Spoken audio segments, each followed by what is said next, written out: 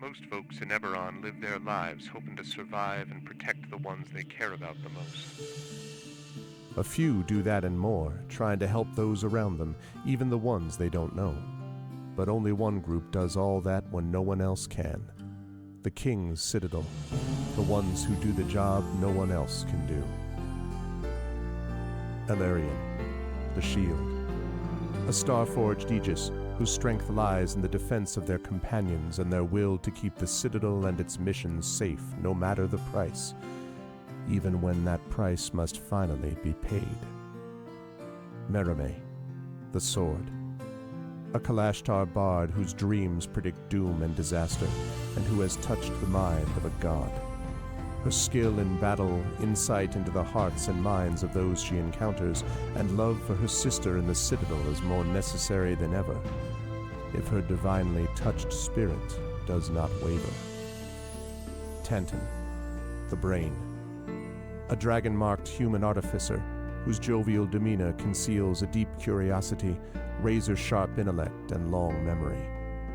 He knows what he did for the last war, and he knows what it did to him. And now that he has returned to the site of it all, deep within the ruins of Seer, he knows how much worse the next war will be, unless he can stop it. Nisiana, the Heart, a dragon-marked halfling healer whose love for her sister is matched only by her desire to help and heal the members of the Citadel. She's grown wiser and more wary, and has learned that at times harming matters as much as healing. Can she keep hope and the King's Citadel alive? Rowan, the Wild Card, a human wild magic sorcerer who's played a dangerous game for most of his life. He's gone all in to save his friends, but for the first time he's learned they're not the only ones sitting at the table. Can he break through the shadows of his past and finally call the bluff? These 5 elite operatives came together to aid the salvage outpost of Salvation, where the Grey hovers nearby, a threat and a promise. With the Oracle of War, they found an artifact powerful enough to end a war, or begin one. They traveled to Sharn's City of Towers to unravel the Oracle's mysteries while stopping assassination attempts from the terrorist organization known as the Emerald Claw.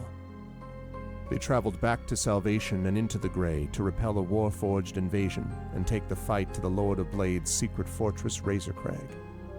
They paid a heavy price to rescue hostages from the fortress, and the Lord of Blades escaped into the Grey, seeking a way to create an army of Warforged powerful enough to crush the 5 nations of Corvair.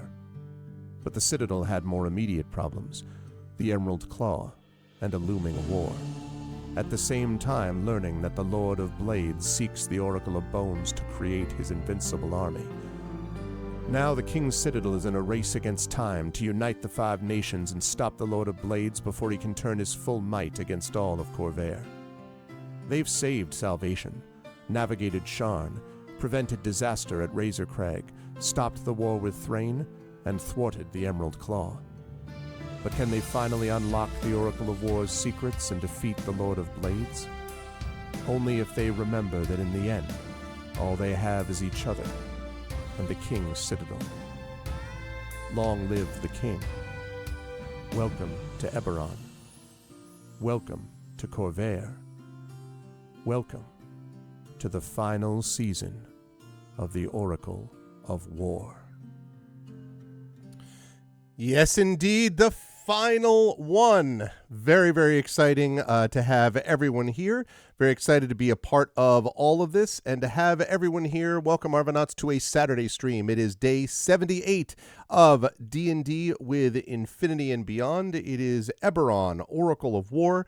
It is the final tribute, part 3, and I'm very excited to be able to have all of those in chat and everywhere else. Good to see you all. It's been a little while since we've had Infinity and Beyond, and now that we are heading towards the end of the summer and moving into the fall. We're going to be right back into it because Eberron Oracle of War is going to be wrapping up by the end of this year. So I'm very excited to see how this stuff all comes together. So with all that said, just a couple of notes before we move on. First of all, if you haven't done so already, please follow the channel. That's always important and really appreciated. Please follow the YouTube as well. That's !ArvTube, where you can subscribe to the YouTube. Free for you to do that, but really helps us out. We are at a new record level of subscribers, 1,111, I believe. You can check out not only this, but also various playlists. I have a playlist now of me talking about writing and with some little bits of writing advice in the shorts and all that. So that would be awesome. So please do that. If you have not already done so as well, please consider checking out our Discord with !ArvCord. You can hang out with the Arvanauts in between streams. And again, Blue Sky, which is all I have now as far as the microblogging is concerned. That's !ArvSky. Please follow me over there because I update stuff and also post things of some value and interest, I hope. So please follow me over on Blue Sky. And don't forget our Gen GMs show starting next month, which means starting within a week or two. We have got some new people coming on board that are going to be helping with video shorts and the production and publication of said videos, which is going to be cool. So definitely check that out, Gen GMs. And again, the website for this is arvanelleron.com. Financially, !Arv Shop, that is our merchandise area. !Arv Treon is the Patreon, currently sitting at $72 a month. We're really going to make a push to try to get that into the triple digits during our third annual subathon known as Arvathon 3, the Arvathoning, I guess. That's going to be happening next month. Yeah, we're hoping to get that back up into triple digits. You can get cool stuff for yourself and cool stuff for the channel. So please support us over there. Well, I mean, Gen GMs is restarting.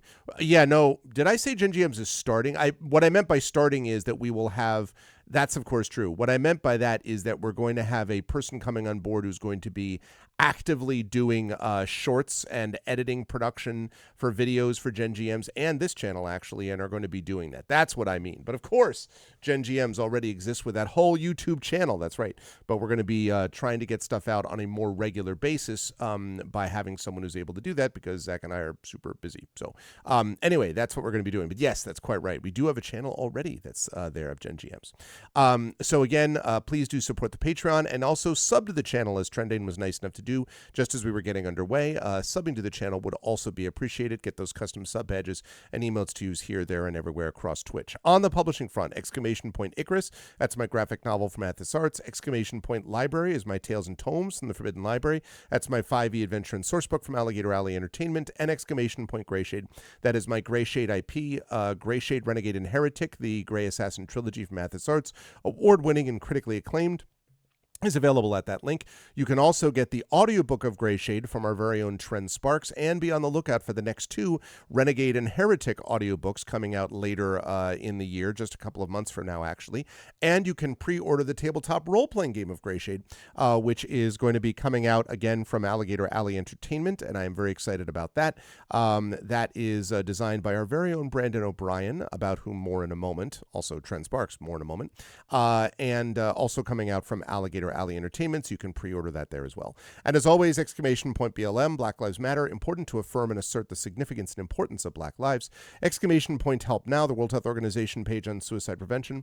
Important to reach out to others when you need help and reach out to others when they need help as well. And Ukraine, UKRAINE, to help the people of Ukraine as they fight back against an illegal and illegitimate war with bravery and courage, and send the message we'll do so for others in that situation in the future. Quick note about schedule. This is the final stream of August 2025. We will next see you in September, by which I mean on Tuesday. We are putting together the schedule, and we will have that schedule completely finished by early next week, just in time before my fall semester begins, which is going to be busy, but also very, very cool, with some really productive stuff and cool stuff that's going to be happening as well. So I'm excited for all of that, and it all gets underway on Tuesday. And September is live, that's right. And I'm going to be talking much more about September, which is a big part of the subathon too, of Arvathon 3. But I'm going to be talking about that as well when we get next week, when we get even more into it. So with all of that said, though, but thank you, Echo, that is a good point. with all of that said, I'm going to unmute myself so the folks know we are ready to go, and apologize for anyone that I interrupted because I couldn't hear them. Then I'm going to unmute them. And last, but certainly not least, I'm going to reveal to you the crew. As you can see, we are all here. We are all present and accounted for. And I'm very excited. Just so you know what I was seeing in the green room chat, there was a lot of discussion of things like murder. What is our plan for today? Murder, resurrection from murder. I had someone ask me, one of the players who will go nameless, quite rightly, asked me, is it going to screw anything up because we can now resurrect people? And I was like, no, I have to be now ready for the fact that you're all super badasses who can do stuff like that. So it's been, there's been a lot of murder on the mind of these players. And I'm sure not because of any real life situations. It's just, we're just having a chat in the game. That's all. We're just talking about these things. I'm sure that death will not be a big part of it. Don't say no and then nod while you're saying no. I just, anyway, it's a great pleasure to have all of these lovely folks back with us for Eberron Oracle of War. Good to see you, Imaginary, and Echo and Triffid and all the folks that popped in, and will continue to pop in. Thank you all for being here. I'll start at the bottom left of the ziggurat with our good friend Tren, who I see, like me, is repping the shirt, the green shirt. I got the blue, but it's the same thing. Blue and green are not the same thing. Well, I'm sorry. I mean but similar design in the back. I think that was the key that I was looking for. It's the same kind of shirt, but yes, blue and green, different shirts. And before we get into that discussion, which is not a good one, I'm just going to say hi, Tren. How are you? How's life in the universe on your side of the world? And whom are you playing this evening? Side of the world. I thought you were back in like the Eastern Seaboard. I am now. That's why I'm only 4 time zones away, not 12. I know, it's true. That's true. Now we're actually a different spot. It was weird though. I was reminded being over in Seattle for a couple weeks, man, like the Pacific time zone is 3 hours. That makes more of a difference than you would think. It really does. But how you doing, Trent? How's everything and who are you playing today? Doing okay. There was we have Skyrim, Beyond Skyrim's Creation ModCon is going on this weekend. Okay. Which I know I told you guys about. Yes. When we were scheduling this. And it was my understanding that the MCs, myself and like 5 or 6 others, were going to be doing host segments between the various things. And over the course of the weeks since then, they've just basically decided, no, we're actually just pre-record these things as like intros for each one. Oh, cool. Because the different teams want to host their own thing so that they have time to talk about what they've been up to and everything.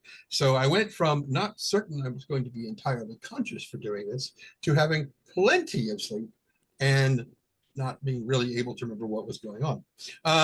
So, because I've slept since then. But then next weekend is Eurofurence in Germany. I think it's in Berlin. And so they have the Puppet Show, which is the puppet show that they do on Saturday night. And I do voice work for them a lot. Every year they're like, hey, you want to voice this character more? Sure, no problem. And so this year they're like, I'm like, hey, you guys said you were going to have stuff for us to record. You've got a week before the thing. When are you going to send us the script? And they're like, we're still writing it. I'm like, well, you need to, I mean, yeah. And so I finally recorded the last of the stuff yesterday. And well, last night. They were like, okay, I'm like, how do you want this to sound different from the king that I voiced in the other intermission? They're like, whatever. I'm like, do not do that. Always goes over real well with Trent. You're like, whatever, never mind. They're like, well, okay, it needs to be like a slightly higher pitch than the king. I'm like, yeah, the king's a bear, of course.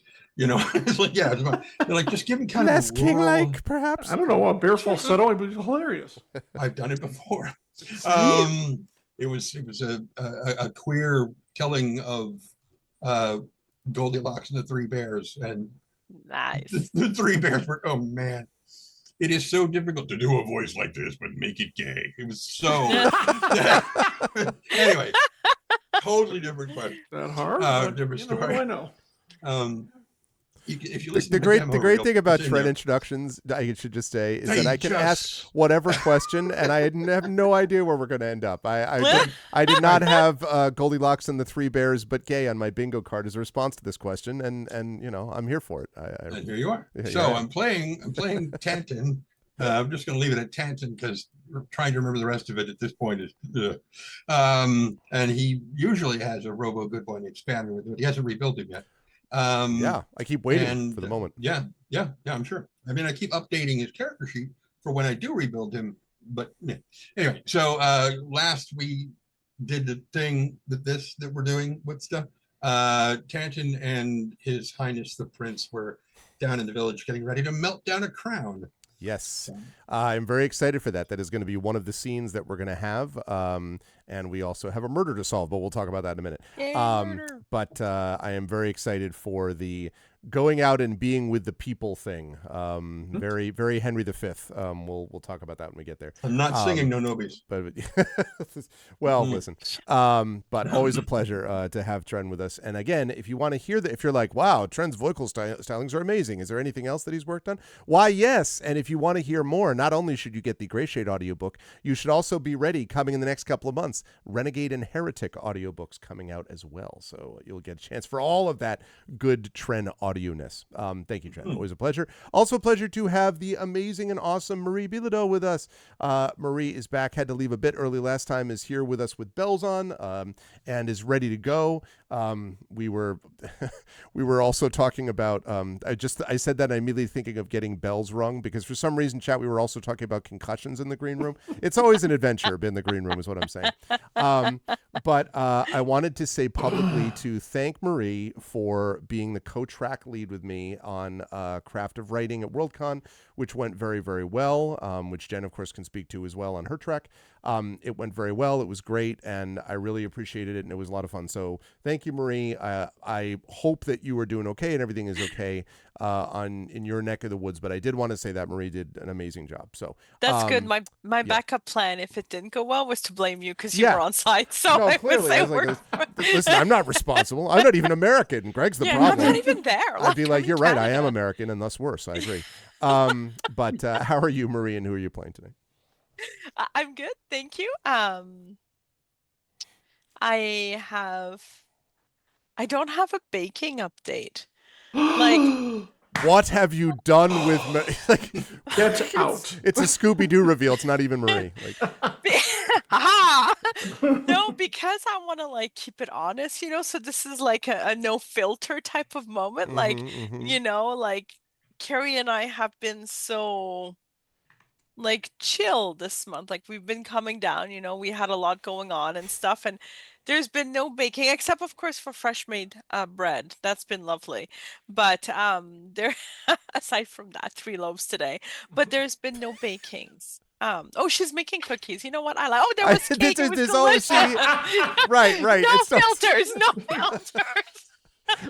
It's like, well, I just forget about breathing oxygen. About it. Yeah. We were gonna have an honest moment, guys, but let's face it, I'm full of sweets and really happy. Thank you. Life is good. I am playing Mirimi Hawksmoor. I am a College of Sword Bard, which is a really, really fun build to play. So I get to play melee combat, even though I'm a bard, and they're traditionally squishy. But anyways, I sing, I hang out with my friends, I stab. I'm to understand there might be some solving of murder mysteries, which is exciting. And also sometimes I murder. And yeah, I am very excited to hang out with my sister and all of my friends, and to just reintegrate after I died partway through the game last time. So I'm excited to be here. Thank you all. Thank you. It's always a pleasure to have Marie with us. Thanks, Marie.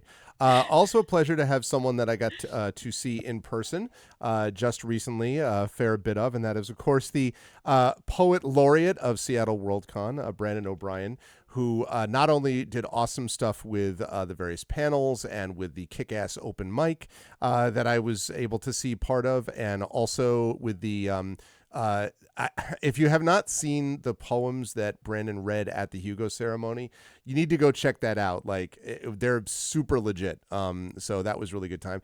And Brandon got to stay with me for a couple of days before we went out to Seattle Worldcon, confirming that my area is not always a ice, encased, windswept hellscape. It's not always like that. And so we proved it. And and I got to watch Brandon. I even got to watch Brandon argue with someone from Jamaica over how much spice is too much spice. So it was a good time. Over this time, it was definitely good stuff. So Brandon, you've how are proven you? you've proven you have 2 seasons over there. Yeah, exactly. Two Yes. distinct seasons. Yes. Brandon, how you doing, my friend? How's everything with you, and who are you playing tonight? I am very good. Still recovering from having not been in my own home for 3 whole weeks. Yeah. I've discovered that I am still presently acclimating. Worldcon was good. GenCon was good. Staying with Greg. At the tower where everything happens. It was very cool. Yet again. I like I came back home from Worldcon and I was like, I'm inspired. Time to do things. Time to make things. I just like for the entire week.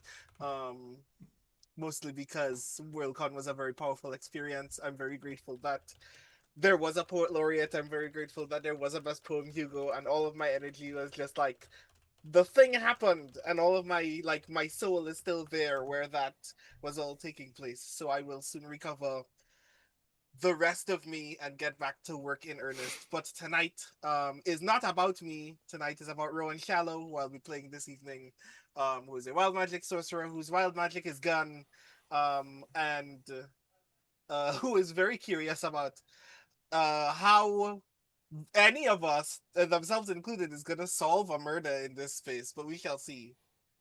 It's going to be interesting to see how that happens because I mean, like what could go wrong? You're in a refugee camp essentially, and trying to avoid war breaking out when you're really trying to get information about where there's a mystical artifact. So that's all. The question is not what might go wrong. The question is how many of the things that can go wrong won't go wrong this time. Yeah. Every one of these sessions is always a stress test, if you will, of the King's Citadel. But but you will come through it with flying colors, I have no doubt. Always a pleasure, of course, to have Brandon living with us. up to the quote on the back of the shirt. The best bad idea we ever had has been that is the line that keeps on giving. It is 100% true. Always a pleasure to have Brandon with us. Also a pleasure to have Jennifer Brozek with us. And again, Jen, congratulations to you. I heard many good things about the track of publishing and editing.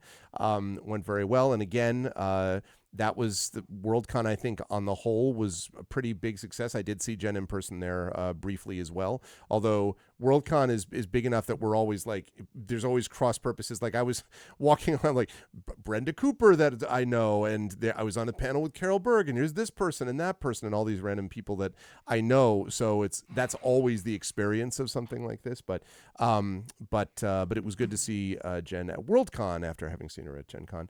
But congratulations, Jen, as far as that's concerned. How are you doing since then? At least you didn't have to change time zones after that. At least you got to go back. No, home. but I was still getting over the whole the Gen Con thing. Yeah, no, exactly. The whole exhaustion of the 6 days of a 4-day convention. No kidding. No, I agree. How are you doing now, and who are you playing this evening? Well, now I am doing all right. I managed to not get sick during either convention, but my husband seemed to have caught something like on the Sunday or maybe Monday night or Saturday night. Or maybe just stress caught up with him. But by Tuesday, he was not great after the convention, which is why I was asking Brandon if he got sick, because we went on a Twin Peaks little tour. And valiant as I might have tried to not catch what my husband had, I caught it by the Thursday of after Worldcon, and so I'm just now, or maybe Thursday or Friday. I'm over it, but I've been sick for about a week and I'm not 100% yet. So I am impatient with the whole getting sick thing since it's been so long since I've been sick. I don't know how to process it, so to speak. Yeah. But during that time, Augment 3 came out. It's beautiful. I have a UBL for y'all. Nice. Yes, Augment 3. How about I spell it correctly? and I'm working on finishing up Augment 4. Okay. I actually have I'm going to be interviewed September 10th on Story Hour, Yep. which is 4 p.m. you guys' time, 7 p.m. my time. No. Yes. That's right. Yes. 7 p.m. our time. 7 p.m. your time, it's 4 p.m. my time. Let me get. Did you say interviewed, not doing a reading on Story? Well, I'm Hour? doing reading, but they're also going to talk to me. I'm actually going to do 3 pieces of horror flash fiction. Okay, cool. And I'm reading with someone, an author whose names I cannot remember because I have no brain today. But you know what? I'm working on it, and I know where to look things up.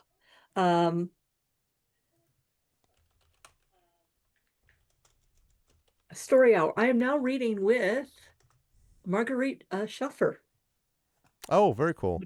I'm very excited about. I was on Story about 5-6 weeks ago with Adriana Concheva. I did a reading with them.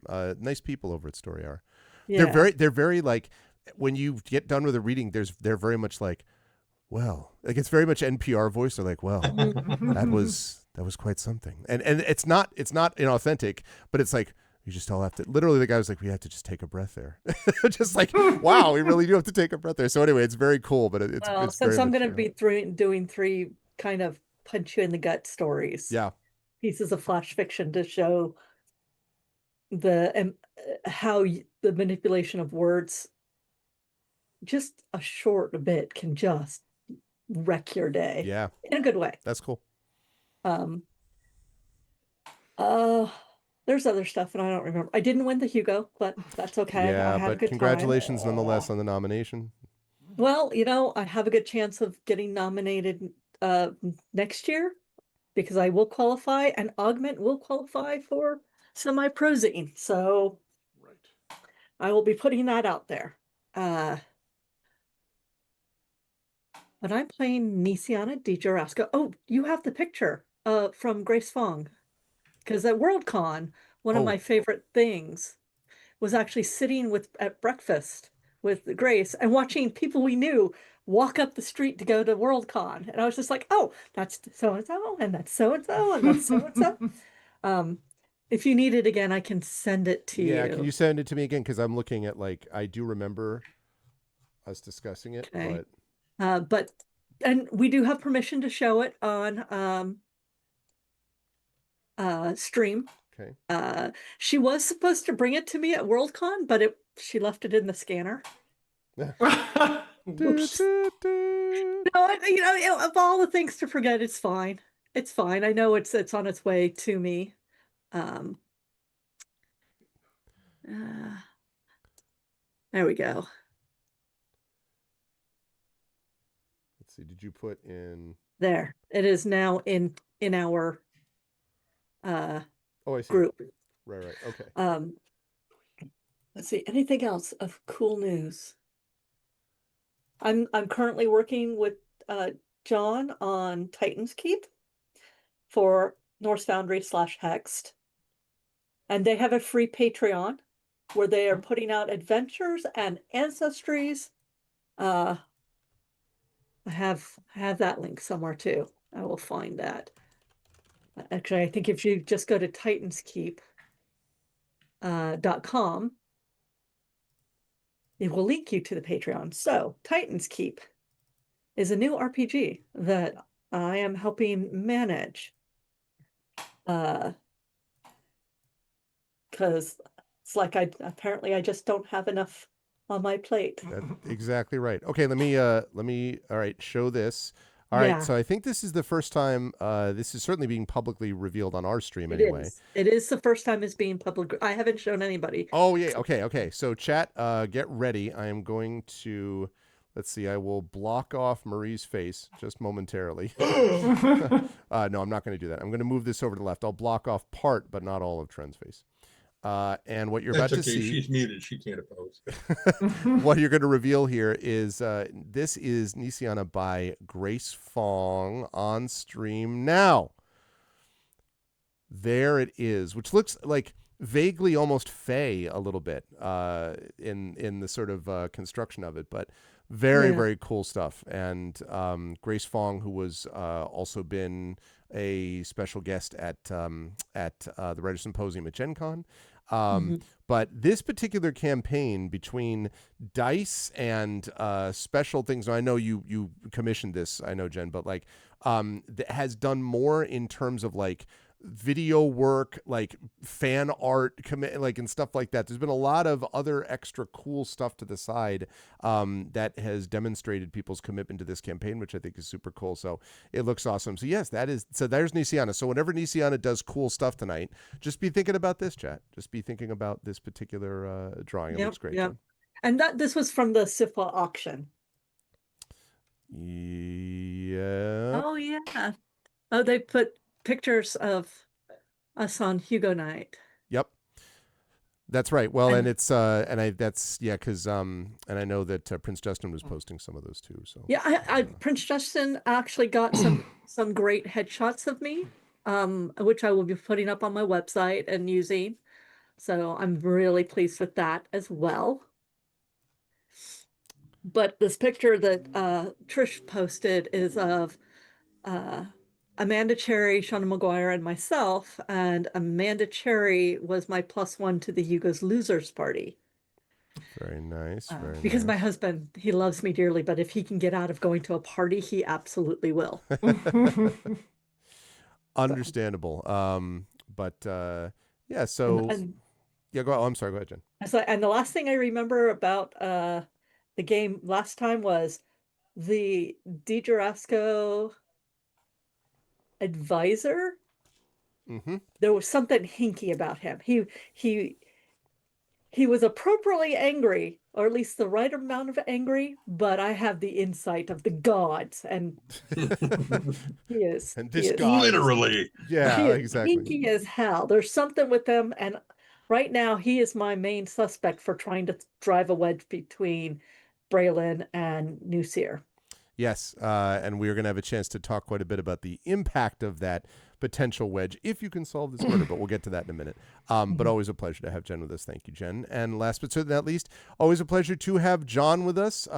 John, who I imagine is feeling pretty good because the Dallas Cowboys just decided to give you best defensive player in the game. That, here, just have this. Why don't you just have this player? That would be great.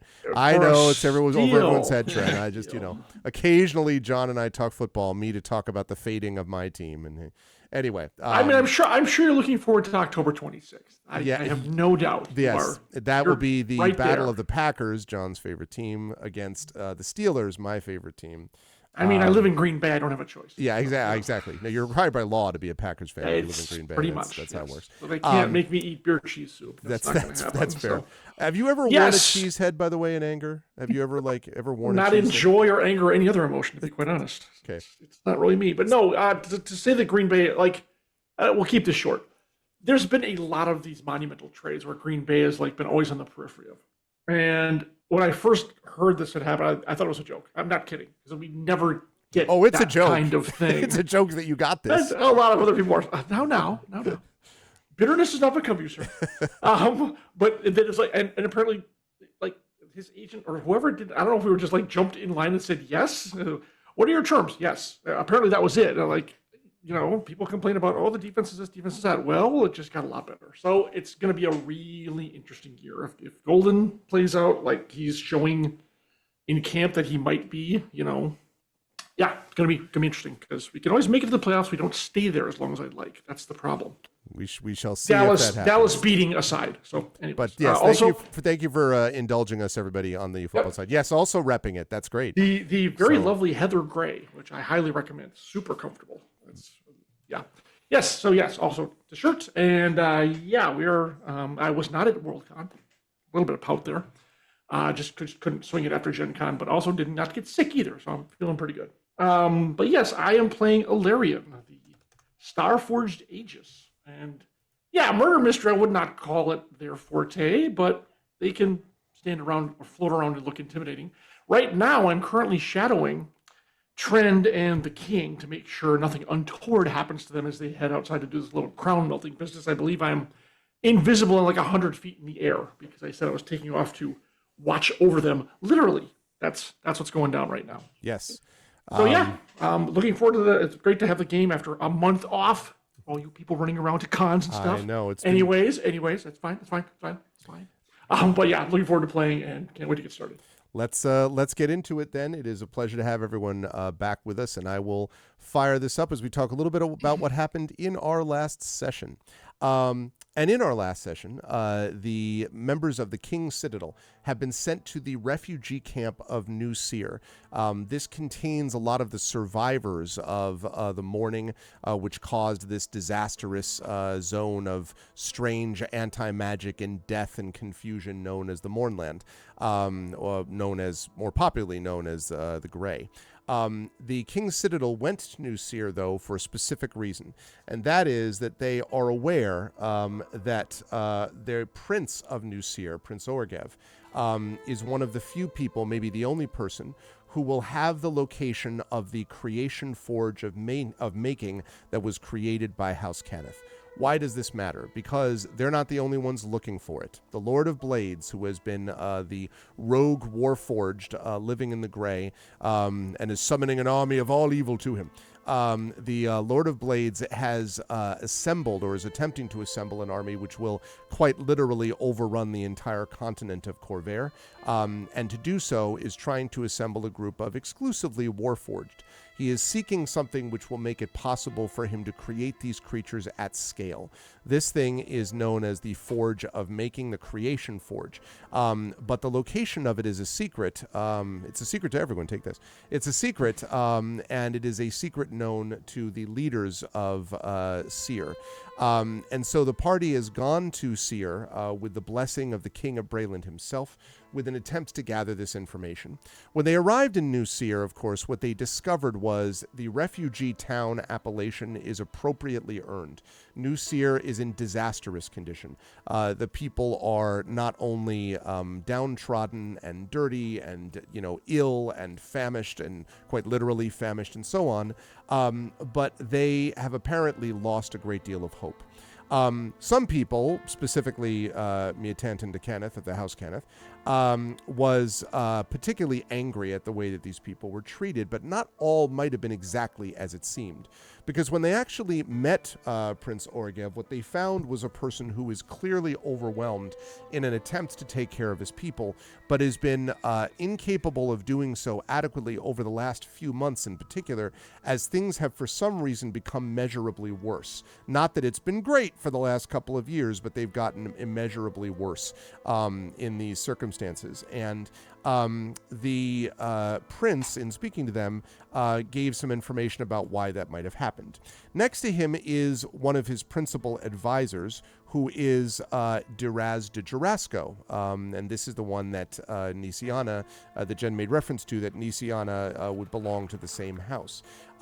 Again, expressed the appropriate amount of outrage at the right time, but Nisiana, after having sort of focused a little bit of attention on him, found it was a little bit too perfect, like outrage with the edges sanded off, you know what I mean? Like a little bit too by the numbers, if you will. The ChatGPT version of anger, let's say. And so as a consequence, Nisiana is very suspicious of Duraz de Jarasco.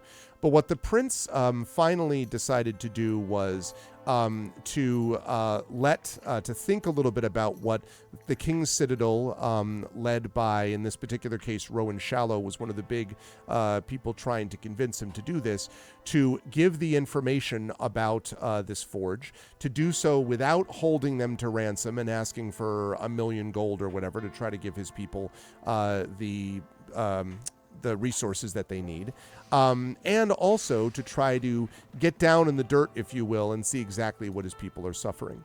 To this end, Tanton agreed, in fact volunteered, to accompany the prince to see his people, and in a public ceremony to melt down the prince's crown, to demonstrate that the prince is the leader of his people, not because of his title, not because of his names, but because of his deeds, because of the things that he chooses to be.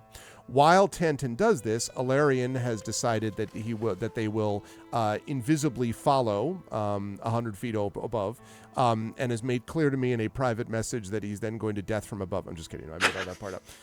Just kidding. Don't spoil it. Just joking. Is going to be doing that. In the meantime, Merime and Rowan and Nisiana were going to be remaining in the castle, getting some rest. And at the very end of our last session, we're going to have a little bit of a jump back to talk about what happened during the Prince's and Tanton's and Larion's wild adventure.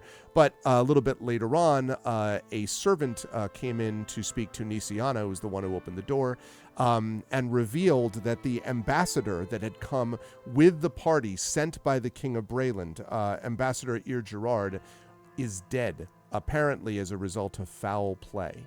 And so, as we begin our session today, we're going to begin with Tanton and the Prince and with Alarion, but then we are going to cut back to the entire party with Nisiana presumably saying, "Alarm bells, hey everybody, we got some problems," and going to find out what has happened to the ambassador.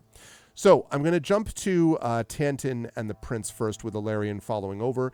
John, just as a note for you, as we're going along, whenever Alarion wants to jump in and be heard or not be heard, let me know, but otherwise I'm going to direct some of this to Tanton since you are literally observing from a distance, okay? Correct. That sounds good. So the Prince takes you, Tanton, and you get the impression that the Prince's guards are none too wild about this idea of, like, it's one of those, like, there's no way we can keep him protected down there, right? If it was like a modern spy thing, they're like, I don't know if we can do this. But the Prince, true to his word, goes along with you and does take a few guards, but at a respectful distance, and walks with you into the town proper and down the sort of muddy streets. Tanton, you notice, without even having to make an insight check, that there is a strange dual reaction that people have at the sight of the Prince. Unquestionably, there is tension on their faces. There is even some anger. You don't quite get the Princess Bride, boo, boo. You don't quite get that sort of thing. But you do get a lot of sort of angry mutterings and so on. But there is another reaction, which is almost an element of surprise, perhaps even astonishment, that the Prince is coming out among his people without any guards or anyone else nearby. Like, you especially get this impression from some of the ones who seem to be maybe the older refugees who have been there a little bit longer. They're kind of like, a couple times you see them sort of speaking to what you presume might be a younger family member and kind of pushing them back a little bit, just to watch as they go by. And the overwhelming reaction is sort of intrigued, engaged silence as they watch you pass by. And I guess the question now that I have for you, Tanton, is, since you are leading the Prince, where do you want the sort of ceremony to happen? I know we're doing theater of the mind here. We don't have a map specifically of the town, right. But like, do you have an idea for like where the best, viewing place would be for this to happen and so on? As close as we can get to whatever would be the center of town. Okay. Yep. Maybe close to where because when we were coming in, the wagon got stuck, right? It did, and you're on a couple of switchbacks too, by the way. Like, it kind of goes down this path and then into the town. But yes, that's right. So probably somewhere not too far from there, because that's already been the site from where several of us got out and started conjuring massive amounts of food. Yeah. And healing people, and it's already registered in the public consciousness as a place where I forgot to mention that, by the way. My apologies. Yes, that's right. You did do that too. Well, yes. Tanton didn't. He stayed. No, but I'm saying the party did. The King's right, Citadel did. Yeah. So he's going to go back there because it's a place that's already known for help having come to this place. Yeah. And he's going to, once we get there, he's going to kind of, not going to tell him everybody come over here. That's not his job. That would be the Prince's job. But he's going to kind of make eye contact with several people and kind of motion for people to gather around, and then defer to the prince. And so when he does that, and you can already see, like I mentioned this engaged interest, that was definitely intentional wording on my part, because there is literally a following of people. By the time you get to the center of town, there's a good number that have gathered already, some of them whispering about the prince, clearly some of them also whispering about you, because you were one of the members of the King's Citadel that was doing this stuff. You know, like you were not specifically giving out food, Right. but you were But there. I was with them. You were with them, right? And so they are all sort of, commenting a little bit about you and about the prince. And you wave a couple of people over. And when the prince at a certain point gets up on basically a couple of stones that are around the sort of central, very large well, almost like a cistern, really. And gets up on a couple of stones surrounding it. I just saw Proxima's joke. This is what it sounds like when doves cry. No, the other prince, Proxima, not the same prince. Gets up on the stones and looks around and says, with a loud voice that carries a fair distance, "My people, please come near. There are a few things that I wish to say." And so some other people, and by this point, there's a lot of, whisper, whisper, whisper, and a bunch While of he's people sort doing of this, gather around. Tanton is going to find somebody who's like a smith, who's going to have something that can catch the molten metal and not just have it splash it. Right, okay. So, so you do that, and the people gather around, and at this point, there's probably, it's not everybody, but you would guess it's a good 150, 200 people, not unlike when you first entered, except instead of all crowding around and being like, "Please, sir, may I have some food," right? Instead, it is a much quieter, sort of expectant populace, and you can see them dirty and desperate, although you're happy to see slightly less, about to keel over from lack of food, but still, faces watching. And the prince says, "There is little that I can say that you do not already know about the conditions we have experienced, and you most of all. I have done what I can to lead you in this moment, but I am afraid that at least in part I have failed. I have failed because I did not see how to move beyond the limits of what I am, what we have. This," and he gestures down to you, "this man is one of the representatives from Brayland. And Brayland, and when he says Brayland, you hear kind of, right? Yeah. People are not super wild about Brayland. And Hey, we just fed you people. Come on. Well, Jeez. yeah, but I know. and he says, he sort of holds up a hand, and the muttering, it's not like really yelling, but sort of settles down, and he says, "There has been a desire for peace, and most of all, a desire for notice. We have not been noticed in our hour of need, but I have tried to notice you. I have seen you without knowing what to do to help you. But it occurs to me, I have had it pointed out to me, that it may seem as if I had done little other than remain in the castle, protected from your suffering." And he pulls the crown off of his head. Now, when he takes the crown off of his head, there's very much a kind of like the crowd gets super quiet, and he holds it up and he says, "I am your leader. I am the Prince of New Seer, and Seer will be reborn, but not through these old symbols," and he holds up the crown. "It will only happen if we are reborn together as one people." And he looks down at you, Tanton, and he says, You have said that this can be melted down. I would ask, can it be reforged as something else? Something new for these people? A symbol of what we may become. And he kind of holds it, like, holds the crown looking at you. His guards, by the way, are like, are all like, what the fuck? Yeah, What did he say? yeah, the guards are like, huh? But the rest of the people are just dead silent. They are all like leaning in. Tanton, definitely nods and says, moreover, I can use this, a portion of this, which I will take. The rest can be disseminated amongst your people to help them.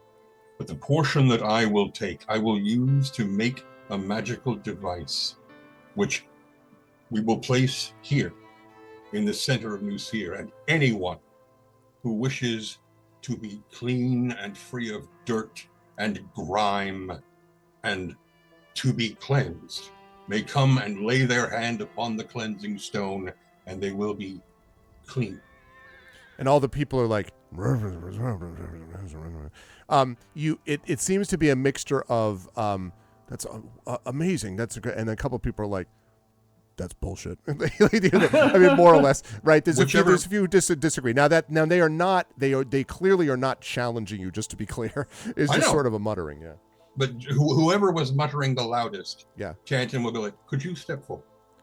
So the people there like get very quiet again, and then a couple of them move away, and there is a man of middle years who's kind of standing there a little stooped, and he kind of looks right and left and says, I meant no offense, but I've heard promises before.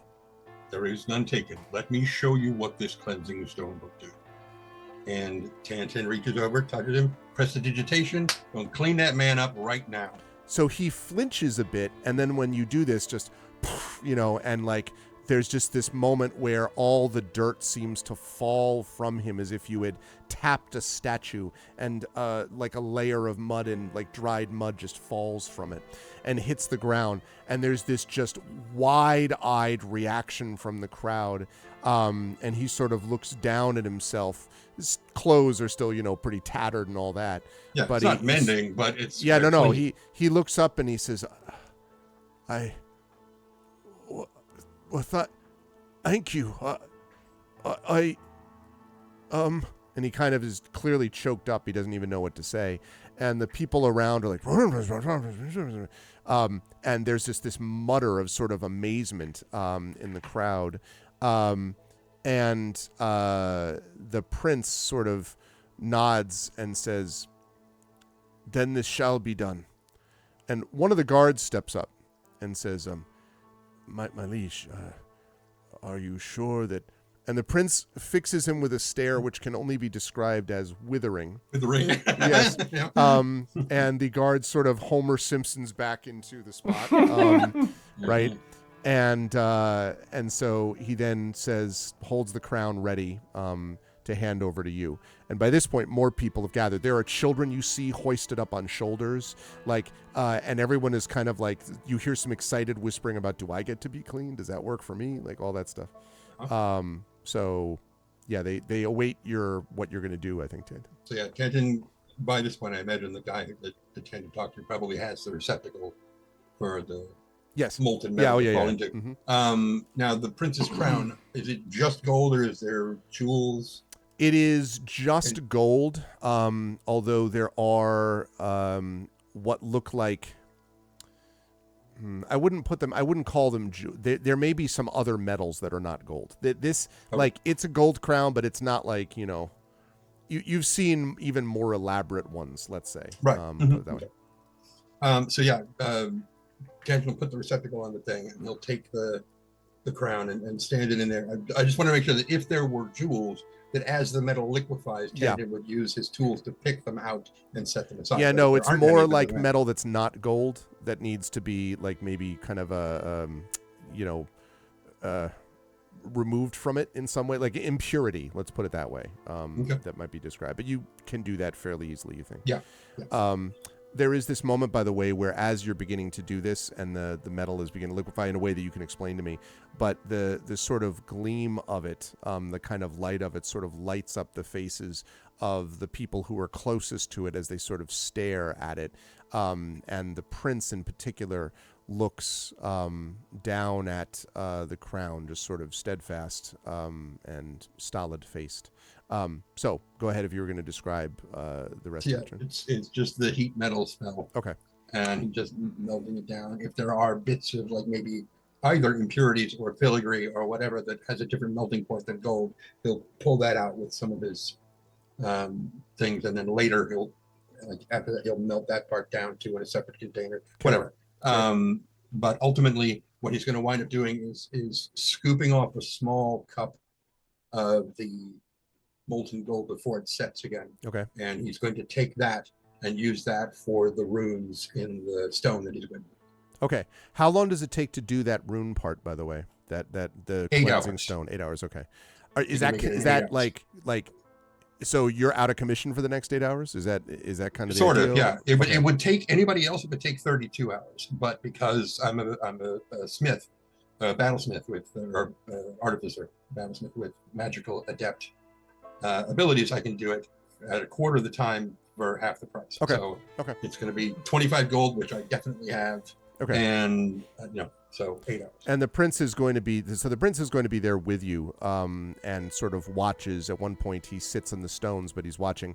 A few of the people drift away, but a lot of them. There are a couple people literally just like sit down, and a couple of kids like kind of nod off, but the parents are still watching clearly as you're doing this.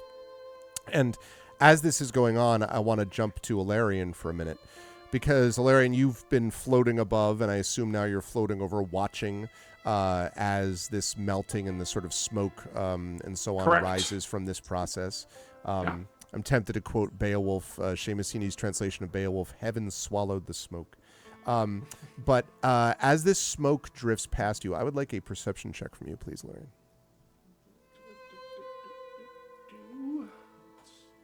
Perception. Stink be gone. Okay. All right. Behold the shower. That listen. is if Starforge can smell. Yes. Anyway, Not too bad. I think that's going to be a 17. So, Alarian, as you were looking down invisibly, you become aware of, and I think the best way to describe it would be if you had sort of hair on the back of your neck, right? If there was such a thing for a Starforged.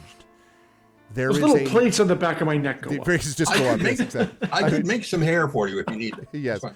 I mean, I do have the beard. Keep in mind. Well, 50-50 chance of the beard. Yes. 50-50, that's true. Yes. There is another invisible presence here. It is looking down, or somehow looking down upon this thing. You do not see it. You can't look around and go, I have the ring on. I can see in the other one. It's not like that, right? Yeah. But you sense something else looking down upon this ceremony as you are.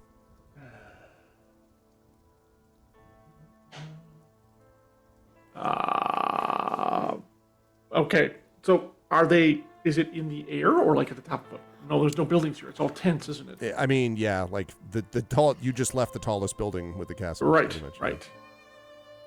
Can I get a sense of how close it is to me? It's definitely not right next to you, but the presence is quite distinctive in the sense that it's whatever this is powerful. That's not good. It's almost like an electrical field might be another way to describe it. Well, it's funny you mention that because as my arcane insight gives me, I detect those kinds of things as akin to like static electricity. Okay. So I would like to zoom in on it by using arcane insight, which gives me advantage on arcana checks to do so. Okay, go ahead and do that. All right. Yeah, exactly. Imaginary. Neat ceremony, am I right? See if it answers. Yeah, I mean, There's a great view. There we go. I'll take that 23.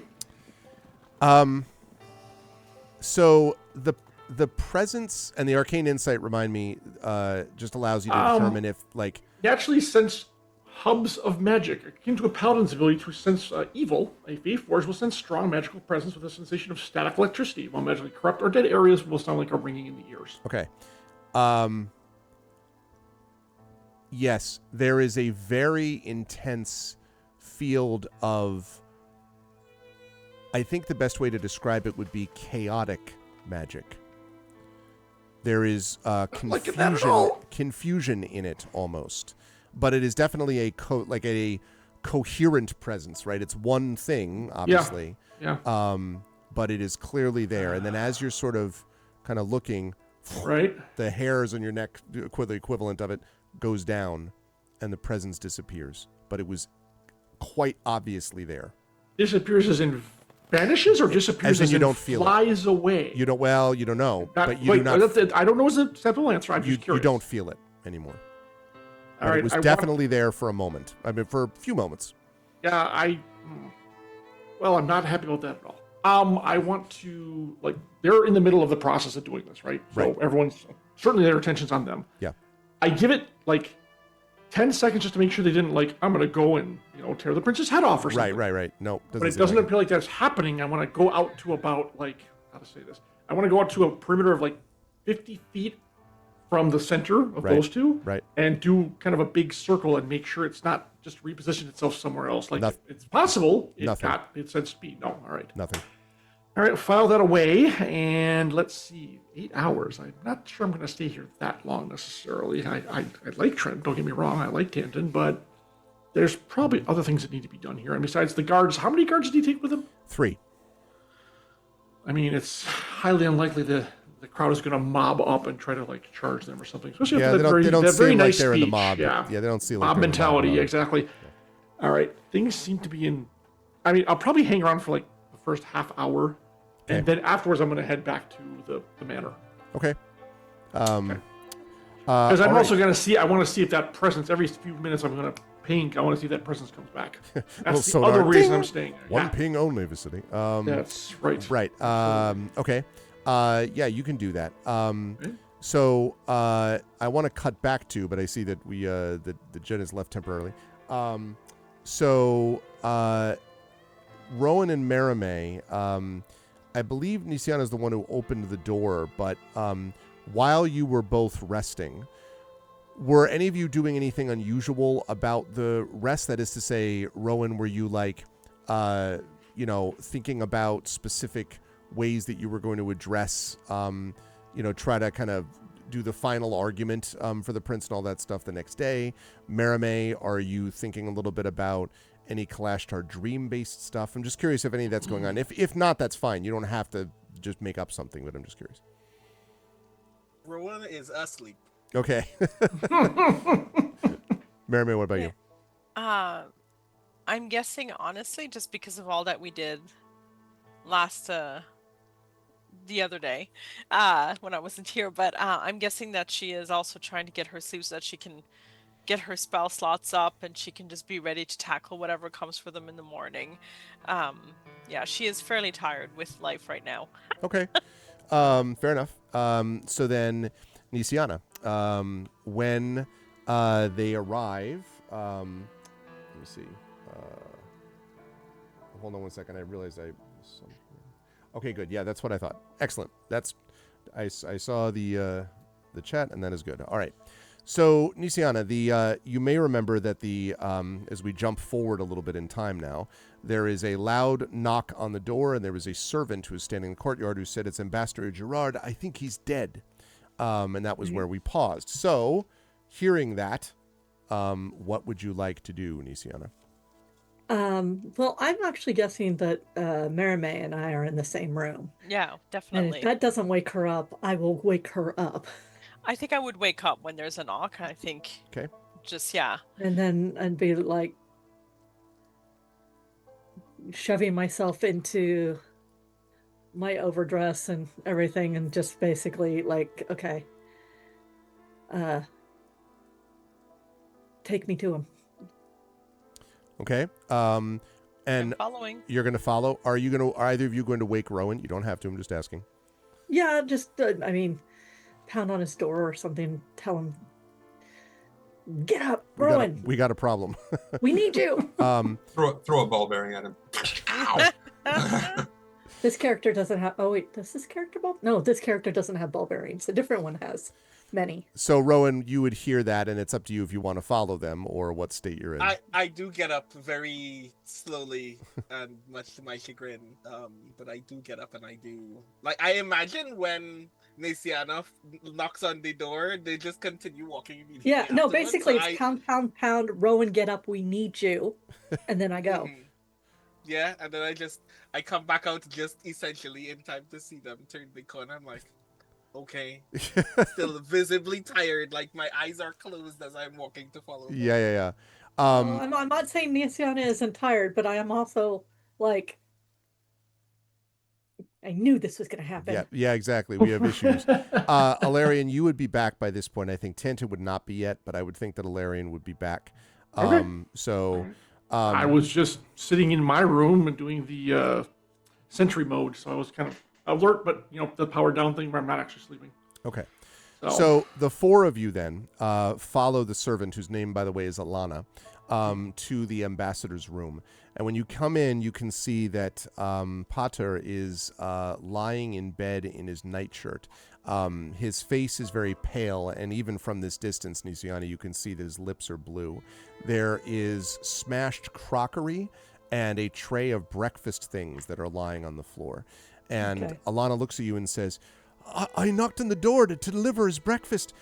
When there wasn't an answer, I unlocked it to let myself in, and there he was, dead in bed. I dropped my tray. That's mine right there. And she points at the crockery. And then I ran to get you. I've got to tell others, but please help. And she seems like, we will. We will. Just calm down. As an investigator, I basically take a moment and I look at the scene. Okay. I'm basically kind of looking. I'm not stepping into. I'm looking to see if, I don't know, dropped things, vials, a little rune scratch somewhere. I'm thinking of all the ways you could kill or poison a person who I haven't touched, but there isn't like blood splatters or anything on him, right? Mm-hmm.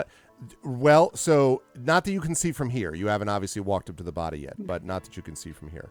I'll tell you that first part, which is just sort of looking around the room. So there are 2 glasses and a bottle of some substance on the table in the room. So he had a drink with someone.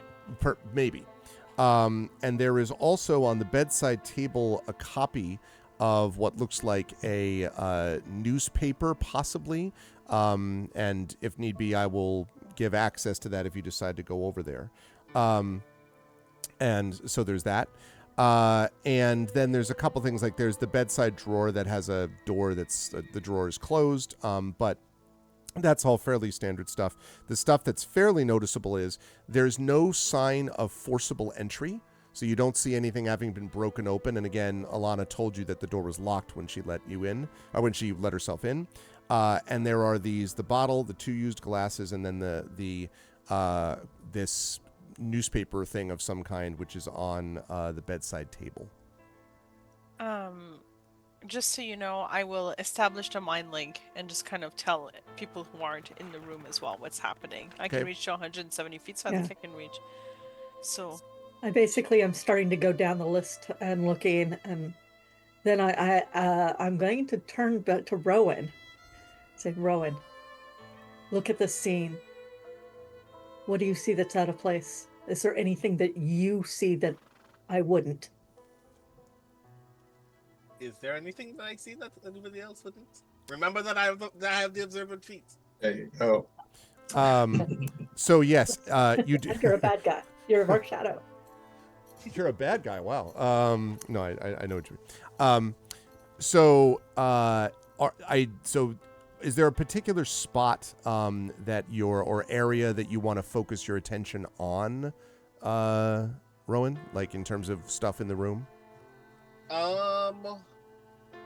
Like, because I've described some of it. Like, I don't know if there's particular things you're like, let me point that out. Just from where you are, you don't immediately note anything different. However, that may not necessarily mean anything until you actually go to a spot.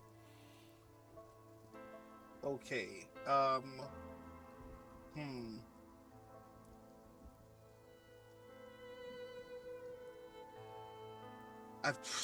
mean, I feel like there are obvious things, the obvious parts to do, but I do want to first check.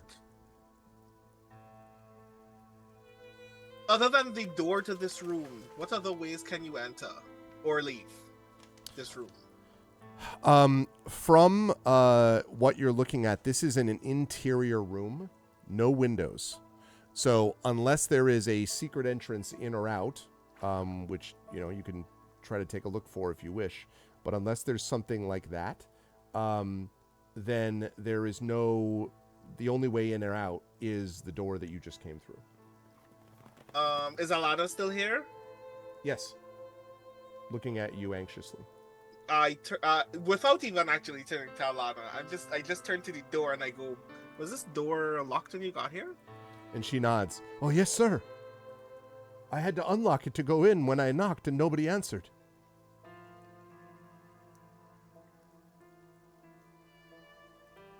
Noted.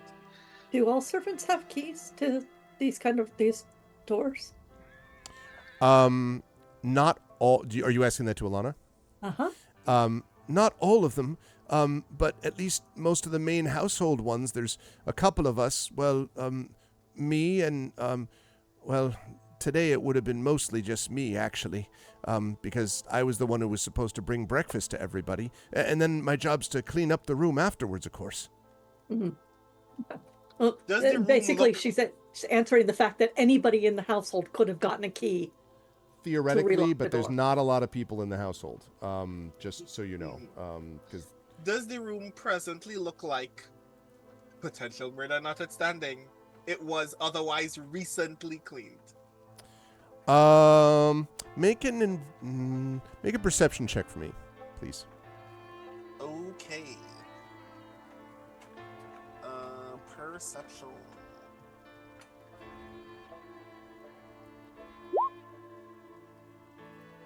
Seven. I mean, it looks pretty clean now. Ish. Cool. Noted. This does not look well for you, Alana. And Alana says, well, to be clear, why? What? Because Alana told you that she would clean it after. I mean, oh, you're saying, I see, that it looks clean now. You don't get you don't know when it was cleaned last. You just know, I mean, yes, true, but also based on what Alana just said, the only person who has a key and has reason to be here right now is yes, Alana. yeah, and so Add 5 to that. because Right, 12. It's +5 for observing. Yeah.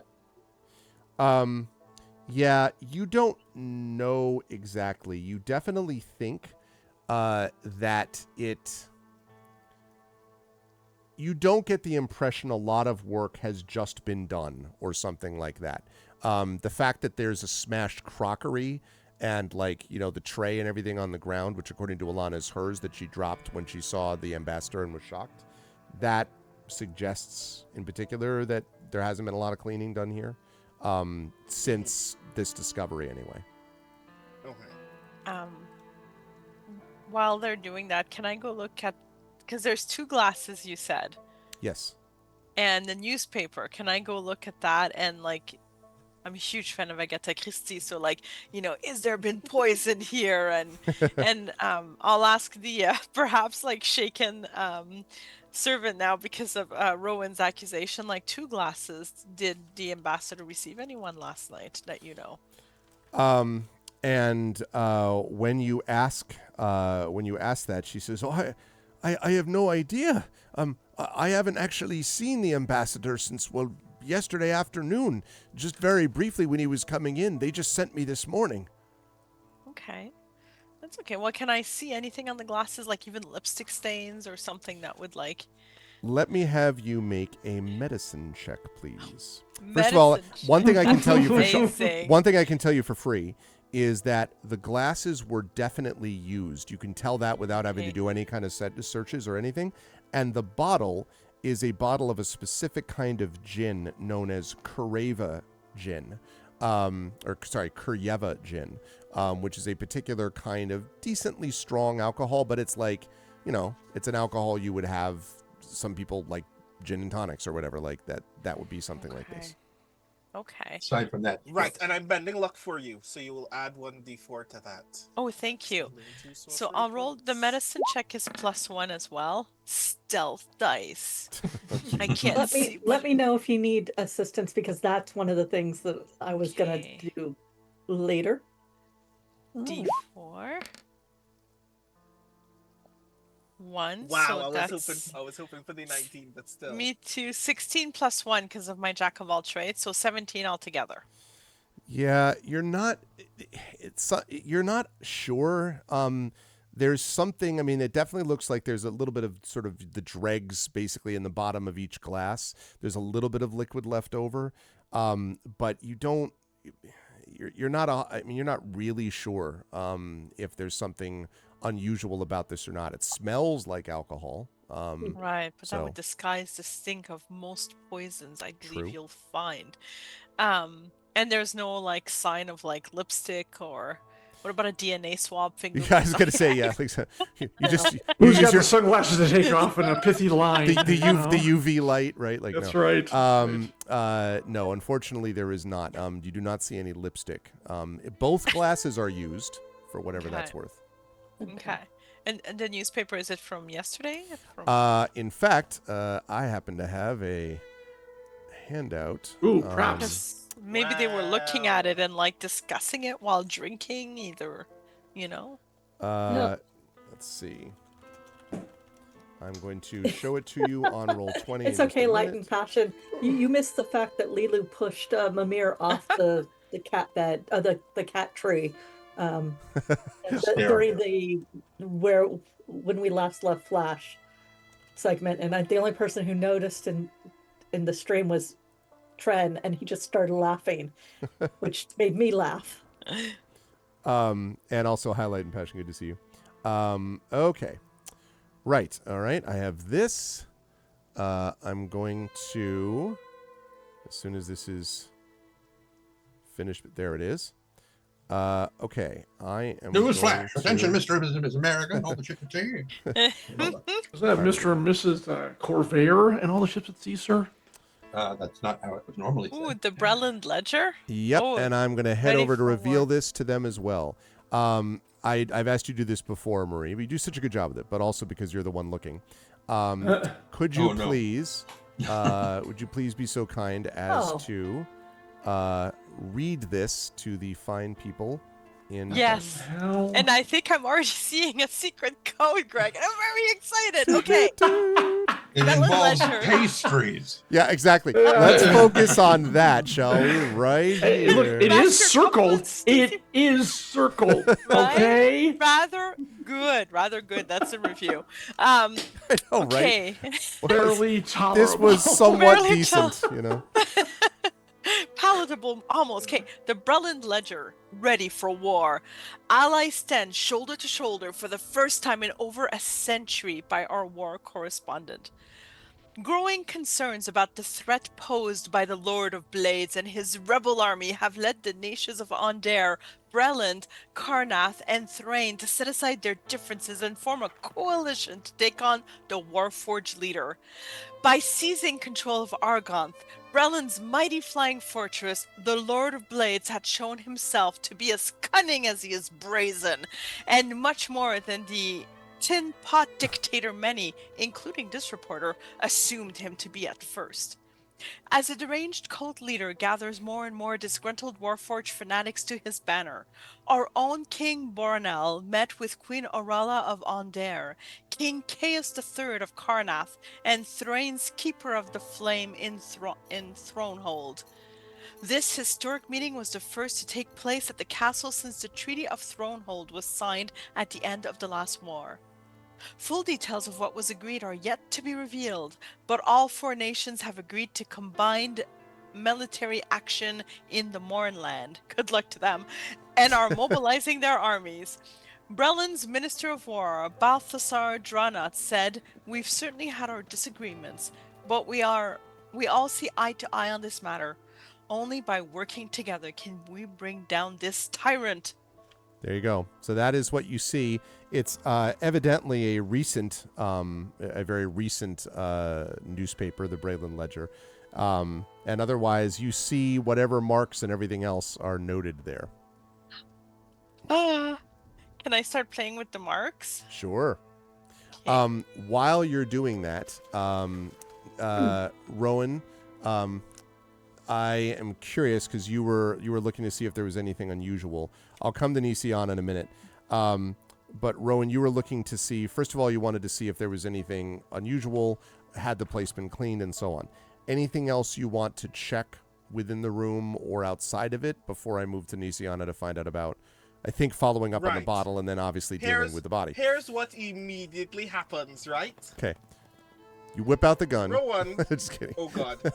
Rowan, knowing how, like, the thing that happens in Rowan's brain is, if this room was locked, it's either someone with access to a key closed on their way out, or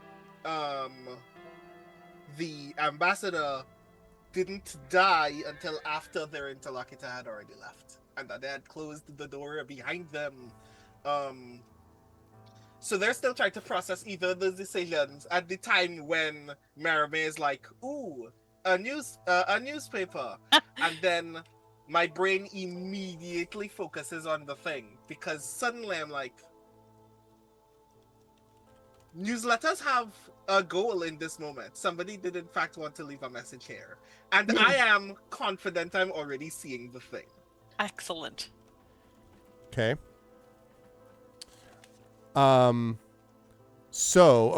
So then, having said that, I wonder if I should jump then to Nisiana and Merime. Tell me, whenever you've got something where you're like, hey, can I test this theory by asking you about this while you're doing the stuff with the newspaper? You can do that whenever That's you true. want. Well, Rowan's doing it with me, right? Right. So you and Rowan are both doing it. We're both like focused on it. Like that's we're fine. having fun. That's fine. So you and Rowan, yeah. So either you or Rowan, if you're working with it, you're like, hey, it's this. You can both lay it on me whenever you like. When you've done that. In the meantime, Nisiana, do you want to deal with the body, or you want to check the bottles first? What do you want to do? At this point, I'm going to assume that whatever is left was meant to be left here and is a plant, and I can't really trust it anyway, because I'm back to they're trying to drive a wedge between Braylon and Nusir, and whoever did it, they were really sloppy, or they did want to send a message of some kind to somebody. Okay. So I'm now focused on the body. Yes. Okay.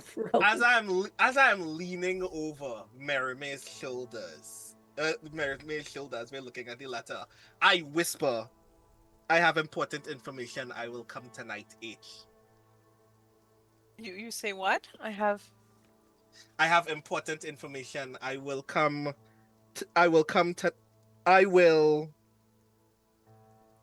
tonight, H. Yes. Excellent.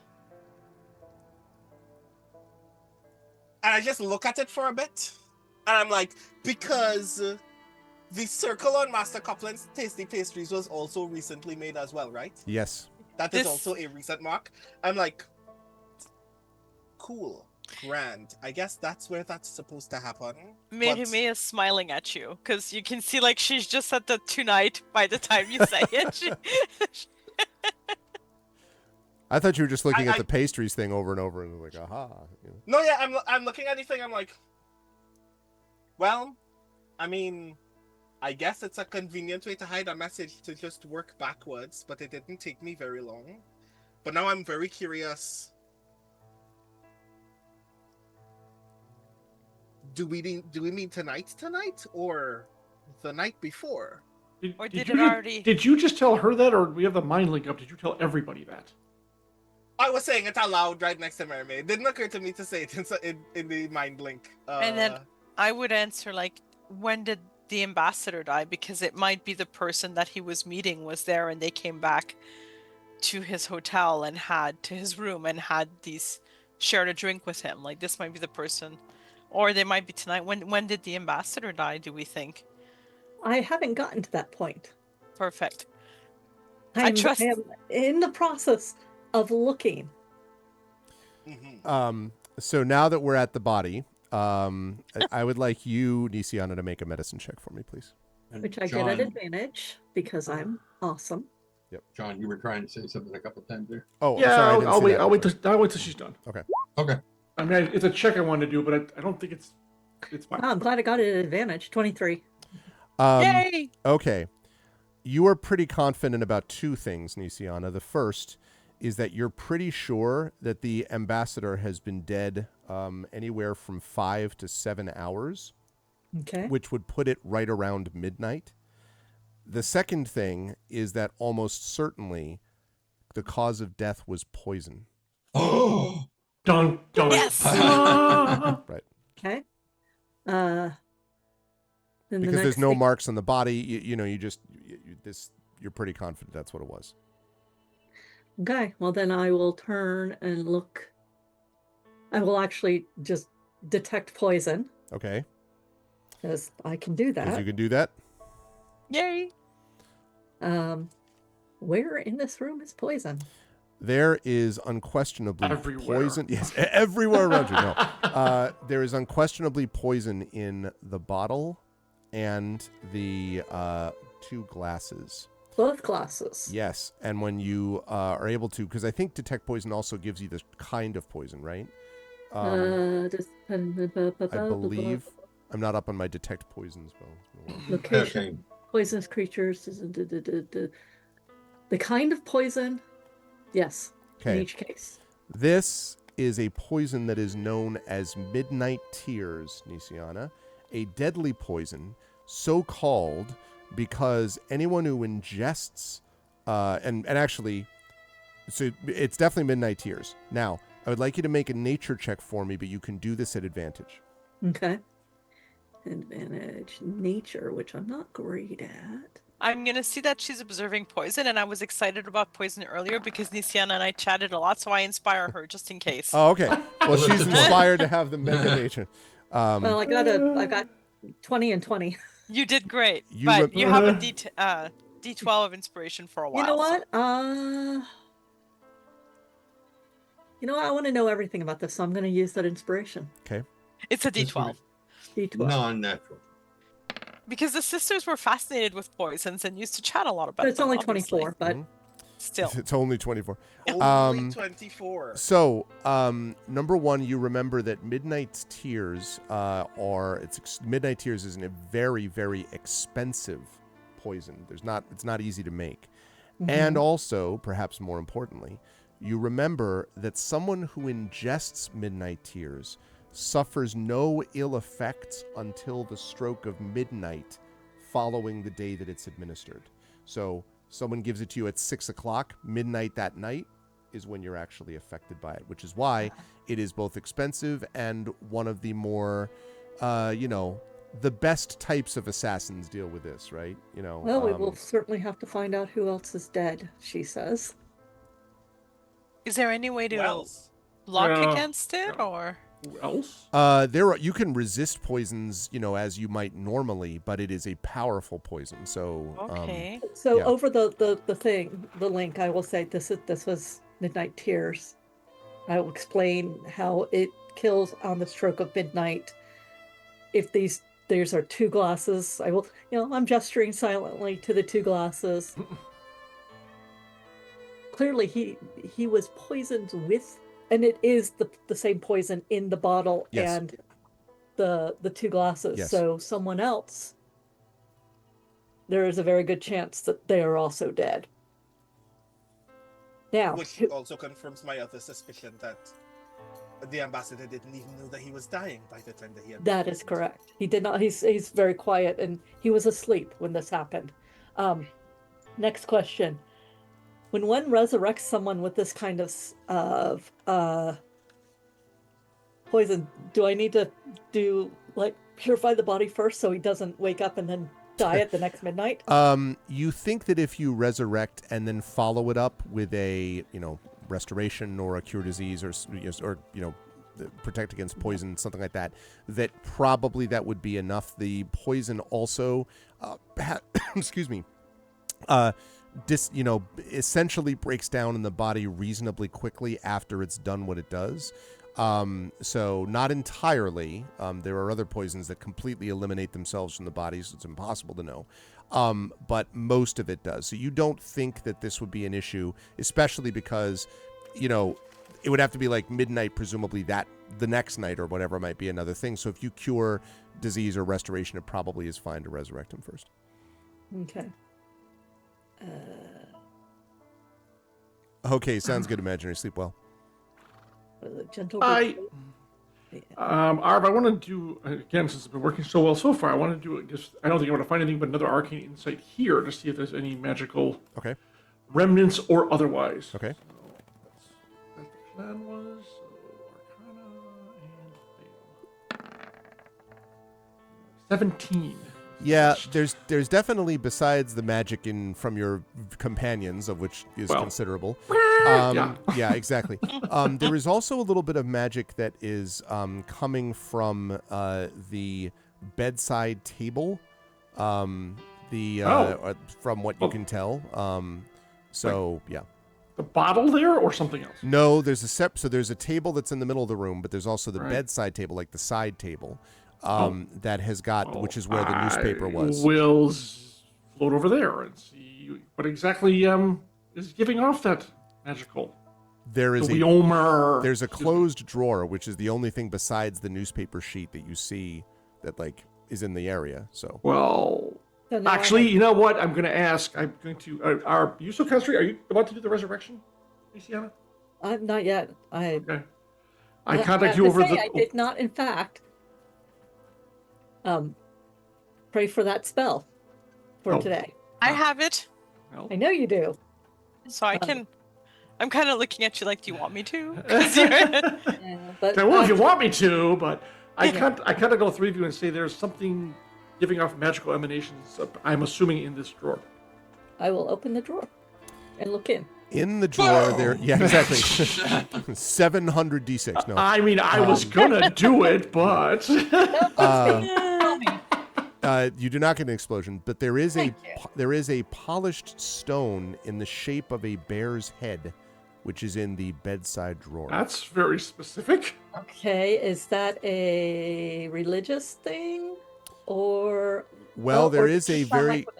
It's not necessarily a religious thing, but there's a very clear association with a bear, with the shape of a head or bear's head or anything like that. It's obviously the Braylon Bears rugby team. So there we go. So it's ascending stone. You think it's ascending stone? Yes, almost certainly. And if you had to guess, the bear's head, again, this is not talking out of school. Pretty much, this is stuff you assume you would know. That Boronel, the symbol for King Boronel and his family, is the bear. Okay. Well, that kind of gives that away. Yeah. I will let you know that over the link. I think we do need to resurrect the ambassador, and then I will make sure he is cleansed of any remaining poison. If nothing else, to find out who he was talking to and see if we need to go resurrect them, if it's possible. And where this bottle of gin came from. While the conversation is happening, I'm actually looking at the bottle of gin to see if it still has any marks of. I was curious about that. Whether it is recently. I mean, I will tell you, the bottle is poisoned. The glasses are poisoned. Do not drink it. Is there? I hear that over the mic. Look at everybody can notice me conspicuously sniffing very strongly on the top of the gin bottle. Is there an antidote to Midnight Tears? I'm actually asking Merime that. Yeah. Oh, me? I'm sorry, Nisia. Nisia. Well, it goes out to everyone, so if you know, you can answer. I know a couple Rowan's songs. like, sure. I was just going to say, Mary May probably knows songs that feature Yeah, I know a lot. Everybody dies though, so they're not Yeah. sure. I stroke of midnight. When she entered her rush phase, that kind of thing. Or maybe Iron Maiden. Anyways, Do I know of any antidotes to Midnight Tears? Sure, there are antidotes to it, and some general poison antidotes will work. The danger is not so much. I mean, it's a strong poison, but it's not the strongest poison in the world. What makes it so problematic and difficult is the fact that it takes effect so late, right? So I mean, like it's somebody that could more than anything else. slip it to you at breakfast and you die at midnight. That's it. well, but Nobody will the point Valerian's bringing up is if you had the antidote you can drink this, and at 11:58, drink the antidote, and you'll be fine. I'm saying there's very likely not somebody else, assuming that person brought this with them. They are fine because they knew it was poisoned and could just take an antidote I'm like, to they're- avoid dying. Oh, I see what you're saying. Yes. Oh, Yeah. Well, we'll see. Well, why don't I resurrect him? I'll just point at the dead guy. Why don't I resurrect him, and then we'll see. Can I resurrect a stiff? If he has anything to add to this conversation, he might have knowledge we don't. I will suggest that I will. I'm like, you've never resurrected anybody, right? I haven't. I have never done it. Okay. Have so you? I have not, but I have seen it. Do Okay. be aware. I mean, there Resurrection. is a dead Resurrection body. for dummies. Flip through the pages. The flip through the body lets go of everything upon death. Okay. When the I've seen ambassador dead bodies. Good wakes thing I don't up have. again, Yeah. there will be. He will be uncomfortable. Well, that's okay because you're going to be Well, there. I'm just. Yes. Well, I don't know. Maybe you should prestidigitation. That's a good idea. I'll press Area the digitation first, first. So That's he doesn't really. wake up in his own excrement. See, this is why you are the cleric among us. I will. I've cleaned a lot of beds. I'll press. I've dealt with a lot of bodies, but on one end, so I'll press digitate Okay. so that it's all nice and clean, and Okay. and then I will. All right. So I have to touch. Oh, I was gonna do it from the other side of the room. Nope, you got to touch him. Because now I'm like, is he gonna projectile vomit on me? No, So but I'm just. I put my hand on his forehead, and then I look at Greg's face. Look at him. Actually, it should be more like. So Come on, stick your tongue out. I put my hand on the forehead, and then I glance suspiciously at the body. I glance at Nisiana, and then I can't do it. I can't take the dead body seriously. And then I whisper, "Your dreams aren't over yet, Ambassador." And then I cast resurrection. Here, I thought you'd yell, "Wake up!" and Exactly. then cast it. So, let's see, Alarian, I would like from you a perception check, please. Sure. If he blows up on me, I'm gonna be so mad at you, Greg. I just prestidigitized everything. Right. Ooh. Okay. 25. That's fortunate because you hear a "Huh," as you sort of just kind of look over just in time to see Alana and clearly fainting. If you want to catch Alana before Alana hits the ground, I need you to make a dexterity Make check. hand. Yeah, A dexterity? dexterity check. All right, I will try. I'll try a dexterity check. Mage not- hand can't. Mage hand only pounds. carries 5 I have pounds. 5 Alana, pounds. Alana's not, All right. No. Ooh. Ooh. Ow! You know what? I Should will we- actually. should be fine. Actually spend a Big B's hand for this. I will actually. Yeah, Just okay. There you go. Just so I all can- right, that's cool. Just so I'm not actually looking at her when it happens, because I'm still inspecting the bottle. Zip. So okay, right. The Bigby's hand. I was trying to think if you would, but I would assume. I think you probably would notice. So, plus I think it's funny that you're using Bigby's hand. So, so she kind of just before she hits the floor, you kind of grab her and lower her slowly to the ground. I actually let me just make sure. Did you have a waking up from the dead sound? Is that what? Oh you're no, looking- I'm gonna get to that. I'm gonna get to that. Rowan, I'm gonna give you a hero point for that. Wow. So Nice. that gives you 2 instead of 1 at the moment. And Actually, doesn't he have 3? Because we all got hero points for helping out with the folks in the village. No, I already have. Yeah, I already have 2 hero Yeah, points. I was the only one who other- didn't have 2. Right. mm, I mean, he still deserves the point. I'm just saying your Yeah. number is wrong. That's all. all right, then I'm going to say, then I will change that. 3 points is too much. I will give you inspiration, though, Rowan, for your next Oh. check. There you go. But it's going to be whatever the next check is, okay? But I will give you inspiration for that.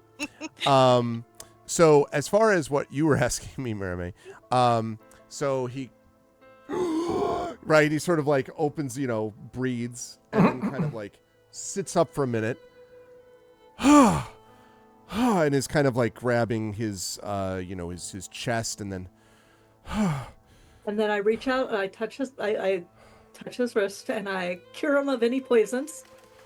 and he sort of is like, he's disoriented clearly, and, Have a drink. No. You're back. what happened? You're assassinated. And he's sort of like, you say assassinated, you can see he's like, right, he's like, Heart attack. he's like processing it again, and clearly he's assassinated A poison called Midnight Tears in your drink. the The Gin. bottle of gin. gin, and he kind of like waves weakly at the bottle. Who did you share it with? They might need our help too. And he says, and it like, you can see his face still looks like sweat, Yeah.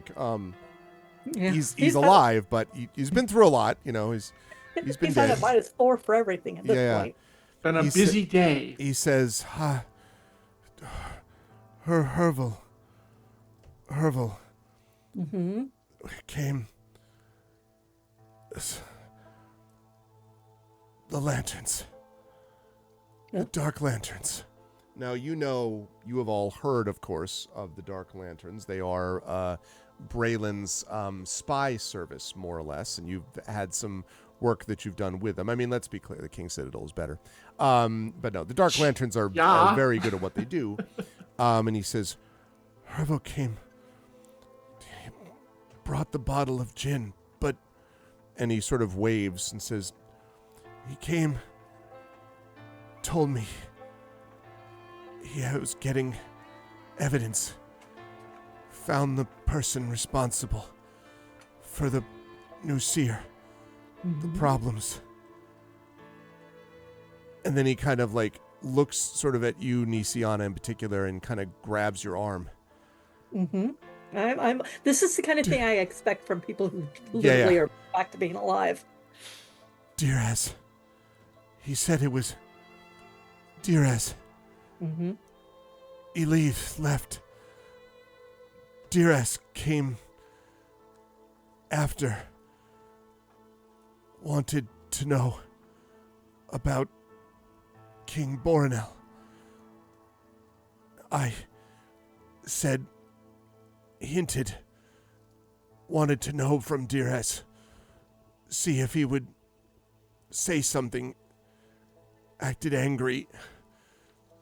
He had a glass of gin with me and the alcohol. And then he left. Goes. Go see Arvel. And he passes out. So Arvel brought the bottle, but Revolt. Deraz bought it, drank it with the ambassador. Yeah. Also, when he does that, I should say one last thing, I'm sorry, just to point out.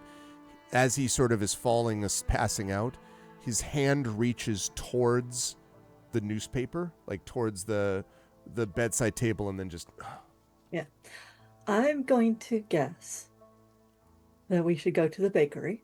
Mm-hmm. I'm also going to say that it is not beyond my kinsmen to be able to poison a bottle and then have a drink. However,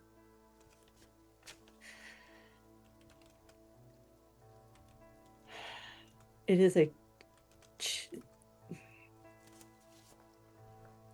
we will need proof. So we will need to find this man. Indeed. While all I this will is happening, I am actively inspecting the bottle. Okay. You said inspecting the bottle? Yes. Okay, for a minute I thought you said infecting the bottle, and I was like, what, with what? I learned that Imbibing it's the poison, bottle. so I consume the entire thing. Like, I'm fine. Yes, so one thing is for sure, there is a little bit, the bottle's probably about half empty. Both of these glasses have had most of the gin drunk from them. But unquestionably... As in, it's obvious that they drank more than once? No, the glasses are pretty large and the bottle not so much. Sure. So you think not. You do note, Rowan, as a connoisseur of sorts, I would imagine, that this was not cut with anything. This was not a gin and tonic or, a gin mixed with something else, right? A dry vermouth or whatever. This was just straight gin. But, and in fact, let me have you make a, what would this be? Let me have you make okay, medicine check. I'll take wisdom on this if you don't have medicine. And this one has to be an advantage because of your... Yeah, that's right. You do have inspiration that must be used Oh, for that's this. true.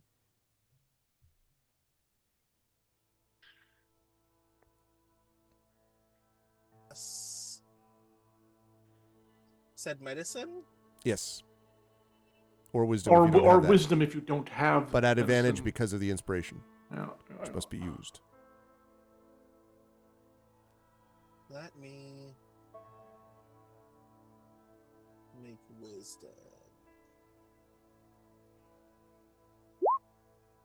Wow, that's bad. Is that an 8? Is that I saw? That was his high. That's That was his an high eight. roll. That was the high roll. Yeah, I mean, you will say, Rowan, that the you don't remember a lot of. You feel like you've heard of Curvea gin before, like the brand, the style of it, but you've never really had it yourself. So you don't know. But definitely, it was apparently straight gin, from what you can tell. But both glasses were drunk from, for sure. Okay. So just to make sure that Jen knows, because I'm moving slow tonight. The ambassador met with, what was the guy's name? Hervil, Hervil, Hervil, who is okay. apparently a spy Well, for the Dark Lanterns. It was a spy for the Dark Lanterns who brought the bottle of gin, told him that the person who was doing the stuff was my kinsman, but needed to get the proof. Then Durzel came after Hervel left, had a drink of gin or a shot of gin or whatever. Yeah. With the ambassador. Yep. Asking about Braylon and asking about the king, Bornell. Yep.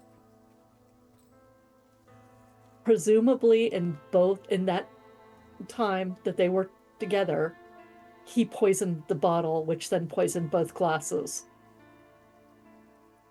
And then whatever the ambassador was trying to do to make Durzel mad did not in fact work. And then he left. Yeah, you talk about Diraz, I think, is what you mean. Diraz de Jarasco, yeah.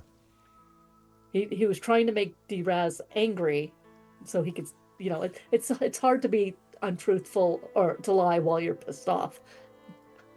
Yeah, he feigned innocence or outrage at any suggestion or whatever. Basically is what the ambassador sort of communicated, you think. And then the last thing the ambassador said was get to Hervel. So Hervel did not drink any of this gin. So he should be fine. Assuming he wasn't immediately cacked as soon as he left the ambassador's. Because, if there's... But it does mean that Diraz saw this note. Yes. Very likely, yeah. Okay. I lift my head from the gin bottle, assuming that the reason narratively I am performing that the reason why I feel this wisdom check is because standing in this close proximity to pure gin of this strength has briefly made me go blind. So I lift my head and I go, I'm pretty sure everything that he just said confirms that Diraz did this, or someone did this for Diraz's ultimate purpose. But it also confirms to us that either Diraz is also meant to die, or drank some very strong antidote before he got here. In either case, we need to find him and Hervel. And we need to do both of those things before tonight. Preferably before it even gets dark, considering that we don't even know how to make the antidote for this thing. Okay. I'm gonna go wake up the servant, like the last little bit of smelling salts. Yeah. I use Bigby's hand to straighten her and then shake her vigorously. No, no. Wow. She wakes up in the grip of a giant hand. What's going on? Oh no! What? Oh, he's alive. He's alive. I saw him alive. You. Yeah, he is alive. He is alive. I need you For a to. couple hours. We need him guarded, and we need him taken care of because we have a couple of things we need to do. I can go get a steward, and he'll bring guards. I'd be happy. You get the impression that Lana is very anxious to now depart. Is like very freaked out by this entire experience. Yeah. Well, she's met the King's Citadel doing our thing, so of course she is. Anybody know where Mia Tanton is? I do. Oh, no. Yes, and I quickly inform you what is going on for the next 7 hours. Well, by the time this happens, it would probably be close to. It's not quite the end, but almost the end of that ritual. Yeah, probably about an this hour, is hour forward. and a half left. Correct. Okay. That's right. Well, he and the king are guarded, right? Prince. Yes. Sorry, Prince are It's guarded. the prince that they're guarded. And the Okay. mob seemed quiet. However, I quickly inform you three of what I sensed while watching them. Okay, Jen went and got some bone broth. What did you sense? It was basically a invisible feel of chaotic magical energy. I couldn't pin it down any more than that. It was overhead, like able to levitate or fly, and then it just disappeared. Like as soon as I got a fix on it, almost it was practically gone. I waited there for a while longer to make sure it wasn't coming back. I did not sense anything, and then I finally came back here to find all of this. So that's the thing. It didn't have a humanoid, as it felt as if it didn't have a humanoid source. I couldn't tell. I just know there was a source. I could not lock it down any more An than what I invisible got. source of chaotic energy. Magical energy. I want to be very clear about that. It's magical energy. That's what I can detect. Grand. Yeah. It seemed to be The scale of observing like I potential was. threats. So, The but scale of potential threats from something being operated by a spy to an altogether dangerous thing all on its own is yep. not helpful to say the least, considering exactly how dire this situation is in this town overall. Yeah, basically, I'll stay here with the ambassador until the steward with at least a guard arrives.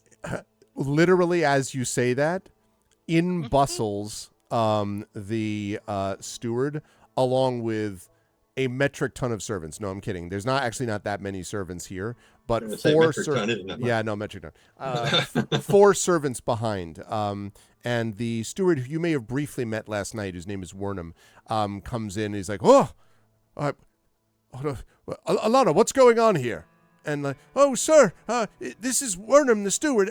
You see, the ambassador is dead, but now, as you can see, he's alive. And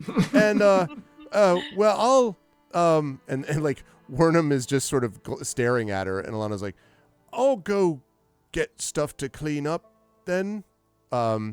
And when she leaves, like Wernham sort of sees the ambassador is asleep. If you fill Wernham in, and the servants are rapidly like starting to, clearly getting ready to like go and clean things.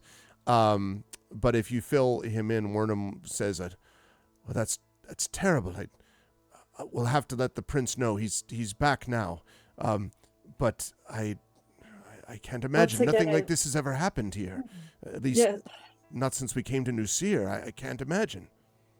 It is definitely a very poor portent of his security system, but no matter, make sure that he gets water and something to eat. Make sure that your guards don't touch anything that they haven't prepared themselves or seen prepared. And make sure that somebody knows that whenever 10 minutes before midnight has elapsed. And he nods and he says, well, of course, we will do all that, but if you need someone to heal, I mean, perhaps...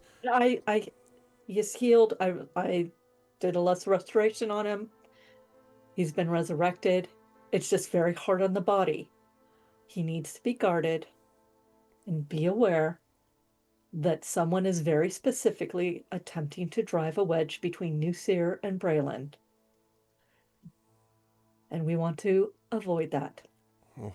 And you can see his eyes are getting very wide. This is clearly above his pay grade and his usual like excitement level. Until your master gets back from his duty, or sorry, your prince gets back from his duty. This falls to you and the servants that you assign. And he nods and he says, yes, of course. And he turns to the servants who are just like just standing there, and he says, one other thing. Yeah, and he turns back. Do not let my kinsman back in this room. You mean Diraz de Jarasco? That is correct. But Diraz has left the villa. He left this morning to help administer to the sick. Well, where did he go? I don't actually know, but usually when he goes out, he will travel many places within the town, trying to heal and help. At least since he arrived, that's been his practice. How long's he been here again? He arrived. Let me double check my notes. He has been there for. Living in the villa for free for a month and a half. I think it's been at least a couple of weeks. It's been it's yes. I was trying to figure out was versus. I think it's been a little over a month, but it has not been for like years. That's what I wanted to. There's been a distinct downturn. Well, see, the first time when we were talking, I thought he was one of the the prince's actual advisors. He kind of is at this moment, but only because of like the illnesses and stuff like that. So when he came, the prince was now like, they are specifically getting worse as he's wandering around for the last month. Yeah. I walk up to Wernham and I put my hand on his shoulder. Okay. Yes. As a guest of the prince, surely it is the vehicles in your stable that grant him travel to and fro? Well, we only have a few horses, but yes, that's generally true. Although I don't believe he ever uses a horse. I've never seen him use one. He usually just goes out among the people by foot. Nusir isn't that big, so but usually he just walks on his own, I think. Fair enough. Then I guess we will venture out on your own. Keep this in mind. You have been entrusted with this responsibility because you have the capacity to do so. This is an opportunity for you to prove your own capacity in the dire circumstances that Nusir will need to tread throughout the rest of this year and beyond. Yes, sir. Yes, sir. We sir, and he turns around back to the servants, whose eyes have grown even larger, if possible, and he's like, "All right," and he starts like, "Ham, front," and he starts like yelling out their names. You, two of you are going to be at this side of his bed. Two of you. If anyone walks in the room, you're going to have three. And he's like firing off orders. The servants are not exactly stumbling around, but you can see that they're very much trying to process. This is clearly the most exciting thing of all time, right? And they are very, they look like, whatever. It's certainly not going to be because of anyone falling asleep. They look very much engaged, at the very least. Where are you going to head then? We need to get to the bakery. That's the first place we need to do. And I say that. So here's the thing. What time of day is it right now? It's about right now, after all the examination and stuff, maybe probably about 7:30 or so. You would guess maybe a half hour left in Tantan's ceremony. Tantan would know that part. So about 7:30. So it's AM. dawn. AM, yes, thank you. If we go to the bakery now, we're basically waiting for 12 hours, I'm sure. No, Still better than nothing, a but bakery. at least some of us need to possibly just venture out into the city and find Diraz. Because he's either dying or the killer. Based on what I'm hearing here and my insight from yesterday, and again, it's mental, he is the reason, and I have to figure out how I'm going to approach my own house with this. Because I need to know Make if my the first house step not your business. Let us get in trouble. I need That's to know what if the I'm house here sent for. him or if he came here on his own. Yes, That it is definitely an needs to be important captured alive. point. All of this is So- true. What I mean is, if you confront him by yourself, he will find every reason to make you I'm not look going to like... confront him by myself. You guys are going to go get him. Yeah, Right, no, yes, that's what I mean. why don't we split up and Rowan and I will go try to find your house person, and then and and then you and Ilarion go into the bakery and see if you find any sign of the Black Lantern, or where they might be. They might have a way to be contacted from the bakery, right? Right. And I think Rowan and I stand the best Well, chance of finding this loose Jarasco and getting the truth from him. yes, but be careful because they know we're here. And the Why would I ambassador do was the that? first target. We're going to be the next ones. We'll take care of each other, and you and Ilarion take care of yourselves too, and Tenton whenever he joins. It's something you might want to consider. I will put this out there for you to either use or not use, but we should be in agreement about it as we go. Since you two are going out into the town, the tale of the resurrected ambassador might be a good tale to spread among the populace. If he knows his assassination attempt has failed, well, he might try to flee. Do we really want to rile up the fact He may that attempt again, and then... Well, the he's ambassador was murdered? either going to attempt again or try to leave the city. The question is, we're trying to flush him out. We're trying to find him quickly. If he gets wind that he failed, those are the two options. I'm just saying, we don't have to do it. We can keep this to ourselves. However, if you want him to make a mistake, but telling think of people the that he political failed, ramifications of the fact that Braylon's ambassador had to be resurrected.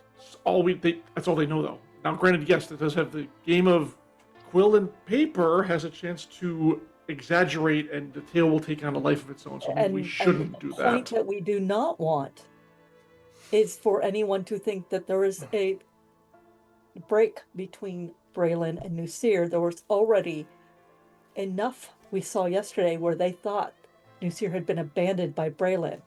Right. We do not want to stir that pot. Okay, I was bringing it up as an option. That's all. Wait, there's another option too. Like, this is how Jurassica we're talking about, who knew that we were here and we were with the ambassador. Wouldn't he expect us to resurrect him? He would doesn't know how know. powerful we are. Exactly. He has no In idea. fact- All he saw was a young girl who was pissed off at him yesterday. And he did exactly everything right, except I'm better than he is. And he doesn't know that yet. Depending on the circumstances, he was probably hoping that someone other than a member of this house's staff would meet him first, just so he would have an excuse to blame it on somebody else. Which means that we are in a better position to say nothing about a resurrection.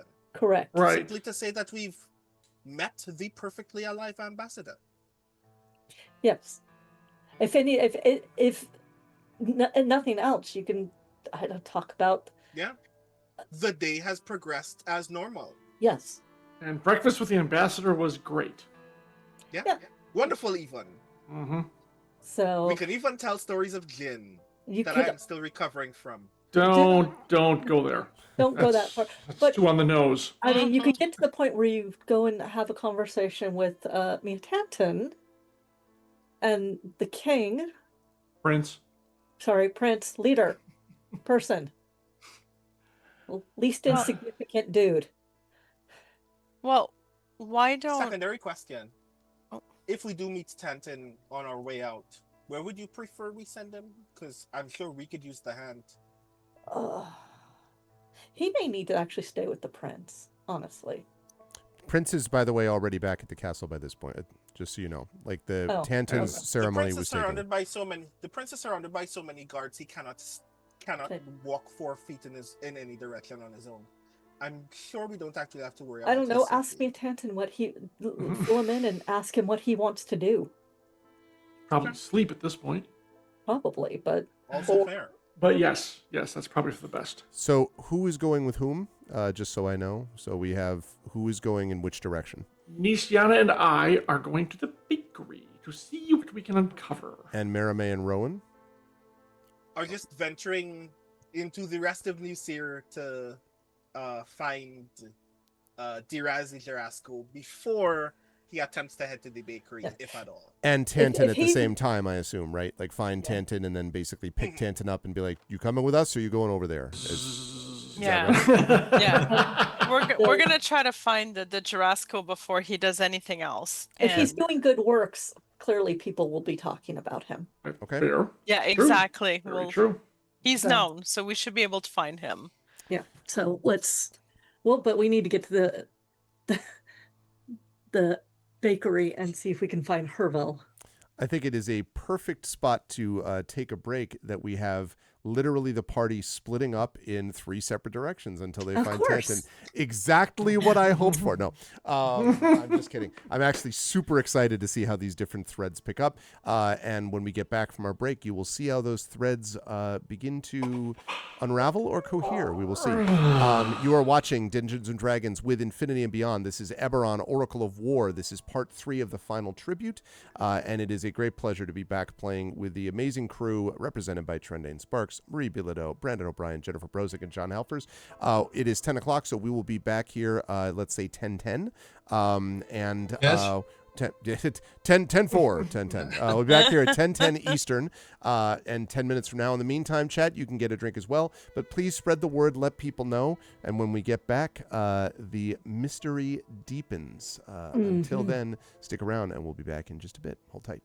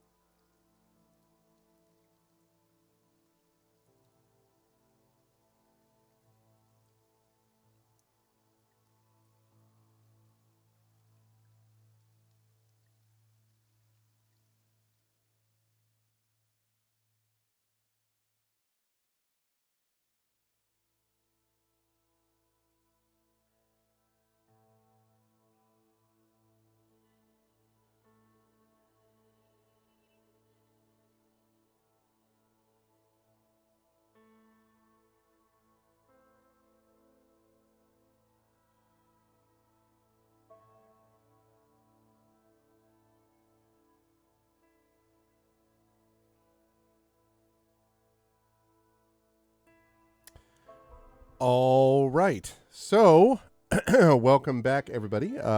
We are back from break, and the King's Citadel has got some things they need to do. But welcome back to Infinity and Beyond, Eberron Oracle of War, Part 3 of the final tribute in our final season of Eberron Oracle of War. I do want to mention, just very quickly before we get started, because this came up before, thank you to Brandon for this. But it is, in fact, September. They've started it a little bit early.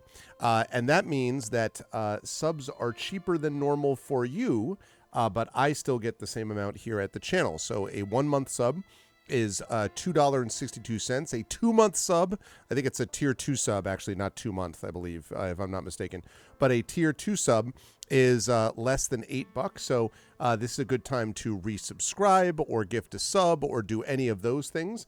I will be talking much more about this as we literally enter the month of September, and this will be a big part of Arvathon 3, the subathon that we do every September, which will be coming up in a couple of weeks. But I did want to mention it because you can save a little bit of money, and it definitely does help us out here on the channel. So please consider doing that if you can. And for those of you who came in a little bit later and are wondering who this person is floating right above Jen's window, Nisiana's window here, that is, in fact, Nisiana Di Jurasco, as created by Grace Fong, who has put that together. And so very cool. This was a result of an auction, a SIFWA auction, which Jen won, and Jen decided to commission this thing. I'm just going to cover over Jen for 1 second so you can see the awesomeness of that drawing, which came out, I think, beautifully. So anyway, very, very cool. And another example of the many awesome things that this campaign has generated is cool stuff like that. So,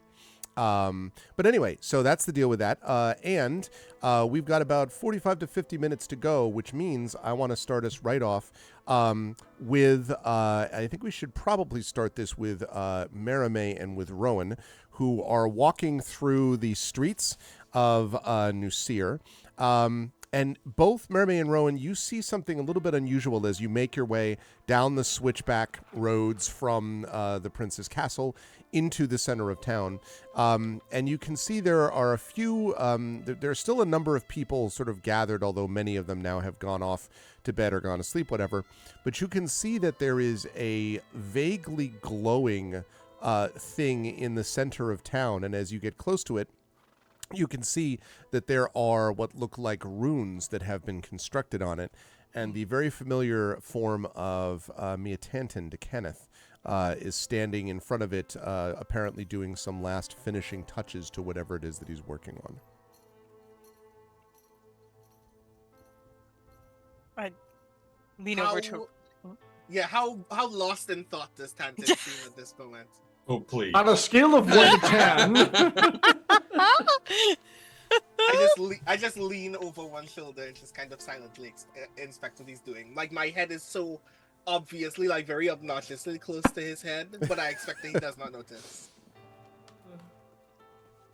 And you can see that he has a calligraphy tool in each hand, in his left hand, his right hand, and his mage hand.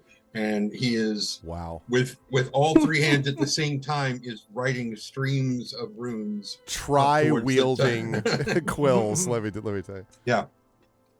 Can we tell if he's Incredible almost technique. done? It's very close to finish. Okay. Yeah, this would be about 5 minutes left, maybe. Okay. Incredible technique. Flash! Flash. I gotta start over now. It's like all those old safety videos of walking up to somebody with a torch. And you're trying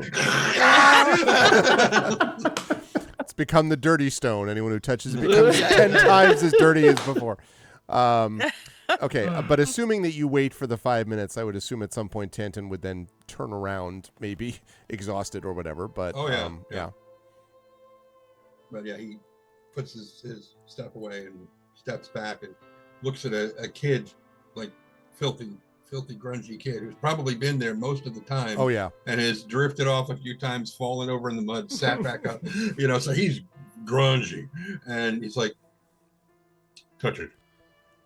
And the kid kind of, gets up and touches it, and again, you all watch as the mud again just sort of flakes from his person, and suddenly it's like you're looking at this new kid, just clean, and the kid sort of is stunned and just kind of looks, eyes wide, looks down at himself. Oh, thank you, sir. Thank you, and like, and turns and goes like booking it, shooting up mud from his feet as he goes, right? Like, you know, splattery to go tell people, and you hear like, "I'm clean.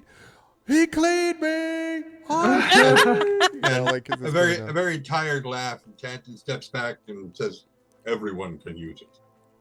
And there are still a handful of people, probably maybe 20 people still, who go up and they do the same thing. They touch it and, you know, immediately clean it. They're all like, oh, they're all like comparing, like, you know, looking at, holding out their arms and comparing them to each other and all that.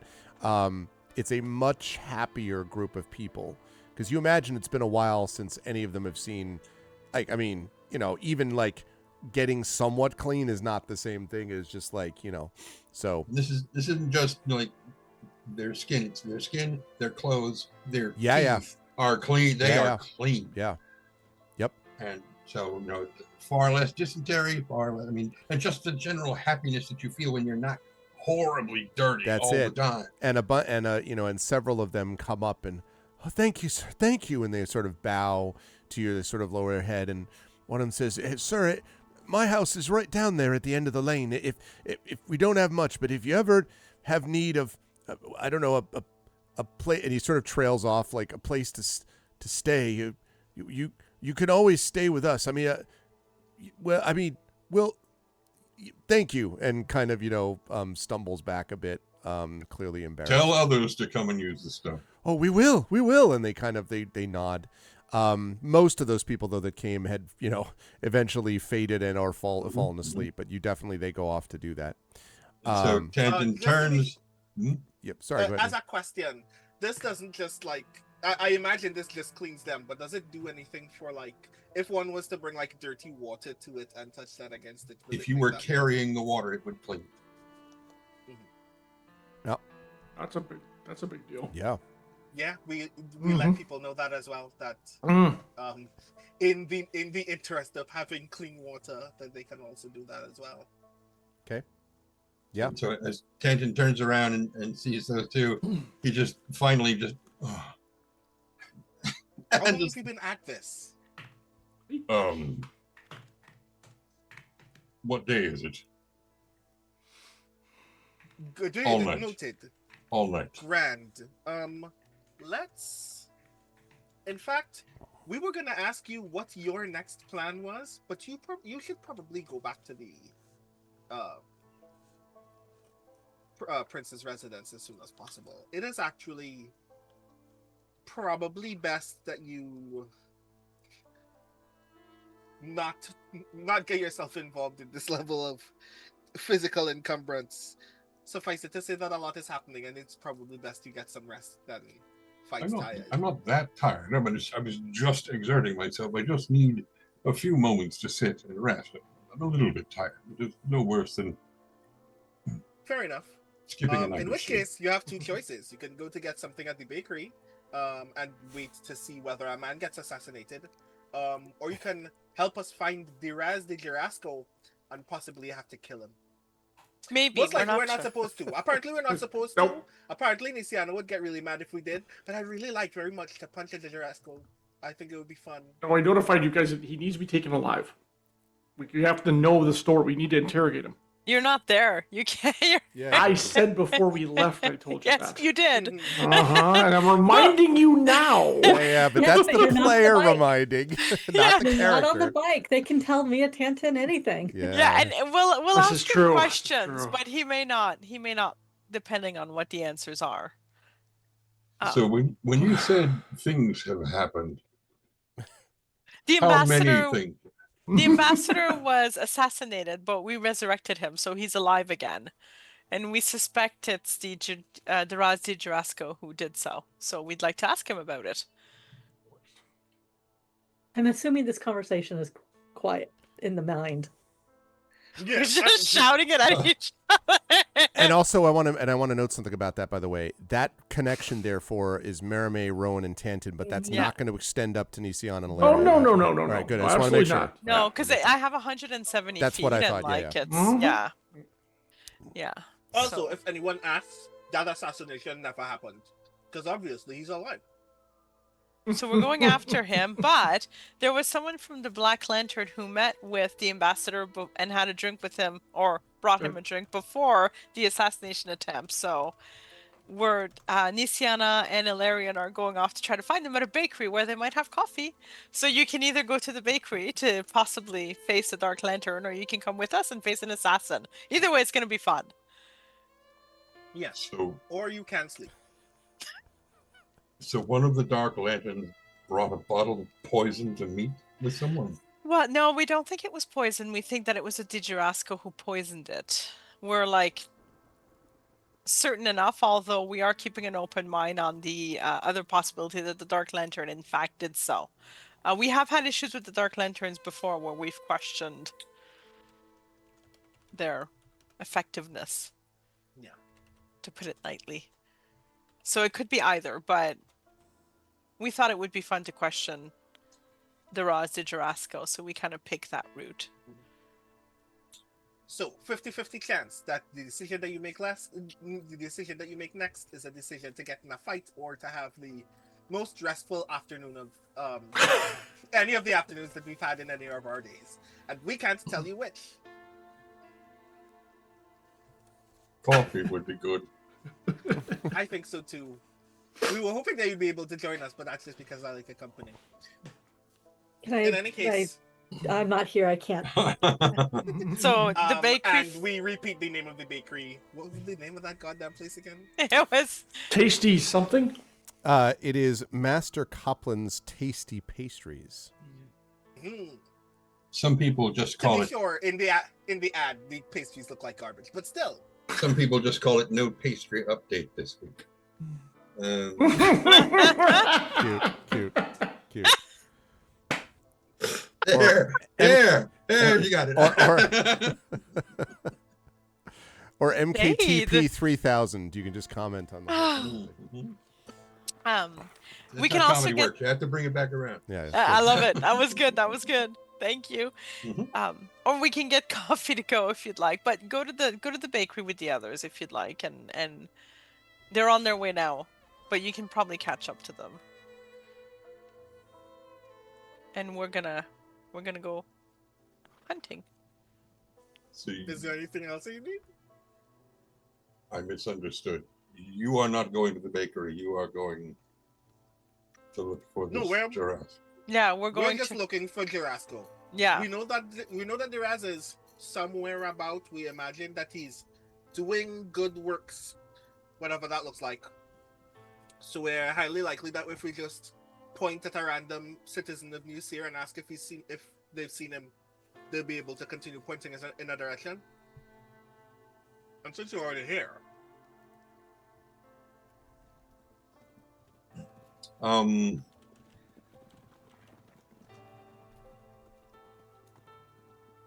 I'll go to the bakery. You'll go to the bakery. understood. Perfect. Okay. Good luck. Let me see, I don't know that we are behaving ourselves. Yeah, maybe don't Clearly. give her my love. Oh, another thing, Tantan. This was really good that you did what you did here today. Yeah.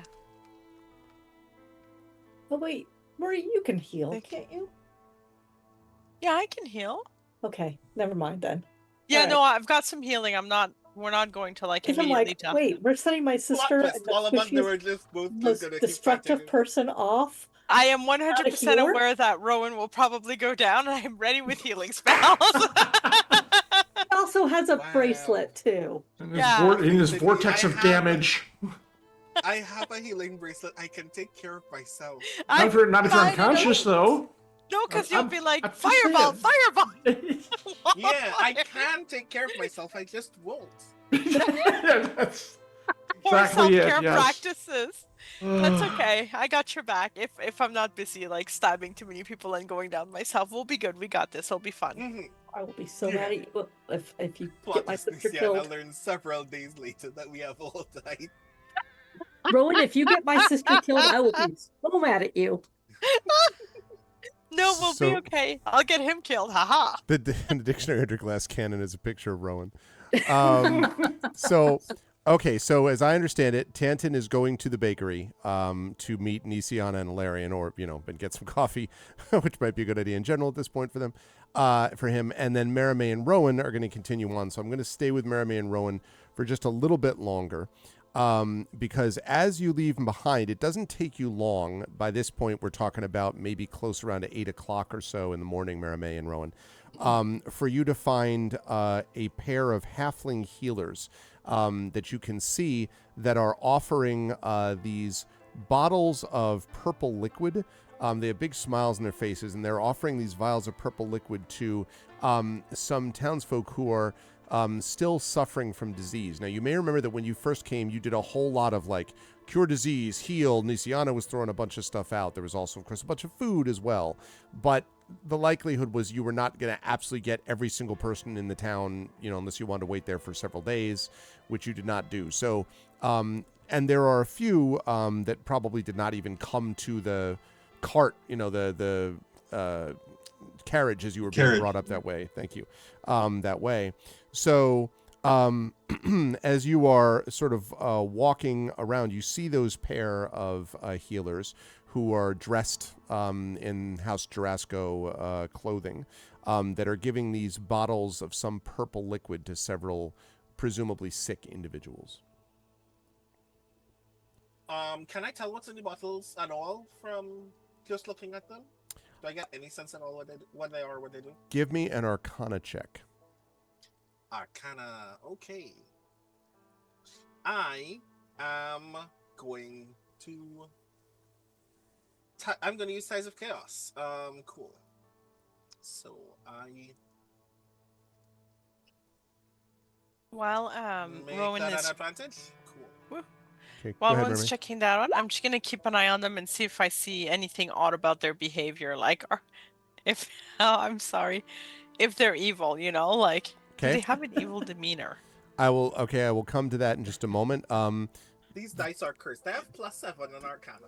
It's definitely no. a Time to change the no. color. You gotta change some the color, kind buddy. of purple liquid. I mean, you could go up and ask them directly, but you're kind of like, I don't, totally. How much for one of these bottles, gentlemen? And they turn to you. It's one apparently female, one male halfling, one female halfling, you think. And they turn around with big smiles on their faces. One has red hair, one has copper hair, copper colored, sort of goldish hair. And they say, oh, no. There's no cost, but I'm afraid we have to save this for the people. We don't have as many supplies as we'd like.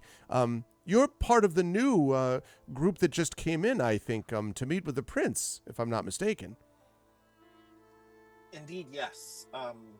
I'm Tyrone. This is my colleague here, Marimay. We've just been running some errands, trying to help the people of this wonderful city through its travails. We were kind of curious, in fact, if we could ask you a question about what we imagine is one of your colleagues who has also been doing good works in this area. Oh, well, where's that? Who's that? Oh, we were hoping that we could get some information on where to find Diras. Oh, well, yes, I believe if you actually went, well, I'm not mistaken, I would think, let me see, and they start talking to each other briefly. I believe that's right, yes. He was headed, I think, to the outskirts of town, the last that we were able to find out, the last that he told us. That's normally where he goes. Sometimes people are too sick to make it into the center of town, and he is extremely dedicated, wants to do everything he can to help the people, of course. If you were to go to the outskirts of town, I imagine you should be able to find him without too much difficulty. Do I get any Right. sense that they're honest in their desire to help the people? I was going to ask you for an insight check, yes, because I know Okay, you were I get- paying attention to them. I get those at I was just advantage. I was just gonna assume no. Oh wow! I I got +9 on my insight. And you At had advantage, I got 15. 15. It's the dice that's the problem, not us. They seem, I mean, look, they seem, quite friendly and sort of smiley, and they seem genuinely pleased, that they're doing this work, or at least so it seems. And in fact, the sort of sick townsfolk that they're sort of talking to, they're sort of like, they seem to have this really awesome bedside manner, Marame. Like really sort of, being kind and thoughtful. Oh, okay. And, really that sort of thing. They seem like village healers trying to heal people. Can I observe the demeanor of someone who they've recently administered this liquid to? Sure. How do you want to look at their can you give me a more specific demeanor in terms I want to of... do an Arcana check to see whether their situation is improving at all. Go ahead and do that. Yes, you can do that. I think well, before you do that, because an Arcana check is going to be to determine something else, or are you looking for medicine? It's probably medicine then. Okay. I'm going to... So, if I spend a hero point, I can make that at advantage? No, if you spend a healing point, hero point, you get an additional 1d4? 6, 1d6, I think it is. Right, I will spend a hero point 'Kay. for this. When you're finished doing that, I know how much you hate to do this, Brandon, but I would like you to imagine this is your microphone. What I want you to do is I want you to talk in a constant stream and go past your microphone and then come back by it again, because I think you've got the wrong mic selected again. Oh, that could be. Oh my God, is that happening again? Oh my God. Yes, I will. That's why I want you to. That's why I want you to pan past the microphone. Testing. While- Testing. Is Not a lot of change. Yeah. Yeah, I hadn't even Says picked it's up the on right that. thing. I don't know. I'm sorry. It's okay. Don't worry about it now. You can make your roll. It's a or continue talking. And Yeah. You can check your. You said medicine. Yikes. Okay. Plus 6. Cool. They Wow. look sick, and they're still kind of sick. Maybe they might be a little better. The Still dice hate us. kind of Yeah, they- sick. Team hit dice hate. They might I am throw assuming up on that this man Mermaid. is still It's really hard to dreadfully tell. ill. That's right. I put my hand on the gentleman's shoulder. Okay. I just And ping Rowan quickly telepathically and say, remember, our main target right now has to be the Raz. I say, I know, but suffice it to say, I don't trust anybody, any of these people. I think I the don't only either. Dijaraska that we should like and trust is the one that we came with. Agreed. And I lean into this guy and I say, I hope that you understand the absolute value of doing the good works that we do in places like these, where destitute people need all of the assistance that they can possibly muster simply to make it to another daylight. I hope that you understand the consequence not only of doing that good work, of saving these people, of improving the lives of so many who would never see this kind of grace from another person. And that you know how important it is to ensure that that maintains, that no one is letting any of that effort slip by through malice or ignorance. I'm intimidating this guy. Okay. I will have you roll an intimidate check. Also, just quickly, thank you to the Dungeon Delvers group for the raid. I appreciate it. Welcome, everybody. You're watching Eberron Oracle of War, and you're watching an intimidation attempt. Okay, Rowan, so... We are 14. watching an intimidation. Okay. Yeah. Yes, 14. So the smile does not waver, and he says, "Oh, I couldn't agree more. It's really important for everyone to understand exactly where their level of expertise and experience lies." Wow. I want to wring this guy's neck so badly. Wow. I thought you were going to pickpocket him. We have to find the Raz before he vanishes. I just Ping, ping, ping Rowan. Ping, ping, ping. I pat this guy on the shoulder, I straighten up, and we walk away. Okay. But We'll yeah, get them too later. Don't you worry. as you walk away, I want to jump to the other crew, Nisian and Larian, and you arrive at the same time that a tired and vaguely confused-looking Tanton sort of So comes normal, to the bakery. basically. Yeah, Well, you know. I mean, you see Tanton sort of coming up, and you're right outside this place. By the way, the bakery, the New Seer is mostly, as we said, tents. There are some like one-story buildings, but they're like, you know, huts or whatever. Like basically, there is one sort of like story and a half, you know, basically hut. Besides the castle, and that is this bakery, which actually has several things that are part of it. And it's at the very end of one row. You're directed to it. And so you are, Nisian and Larian, just coming up to the door when Tanton is sort of like also walking up at the same time to the place. We have to talk normally. Oh my god. I mean, anyways. So I'll actually ask him. I assume you were successful, Tanton.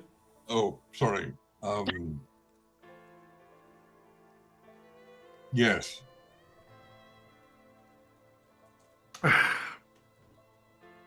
Hold on. Do I have anything that will clear exhaustion? Is there anything that does that? Okay. Trying to think of if lesser restoration would do that. It doesn't seem to. It Not does. lesser. Greater restoration would. That's right. Yeah. That's right. Well, do I need a greater restoration? You? No. I'll be all right. I just need a moment to. And he like turned to the people at the thing and be like, I was told you have coffee or something. Well, we haven't gone inside. We haven't gone inside yet, or to the stall. We're kind of like near it. You're right outside the door of it. He kind of blinks a few times and realizes he's talking to a signpost. And it's like, by the way, there is a sign, a handwritten sign, pinned to the front door, which reads, "Closed out of flour." Interesting.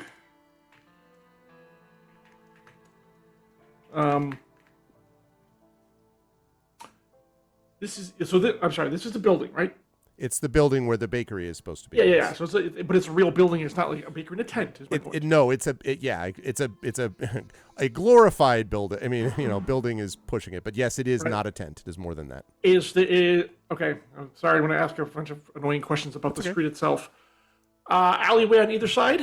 There is no real alleyway. The sort of houses are farther apart than that, but it is at the end of a row, in quotes, of houses. Okay, and it's a regular, probably just standard wooden door, I presume? That is right. Apparently locked, but...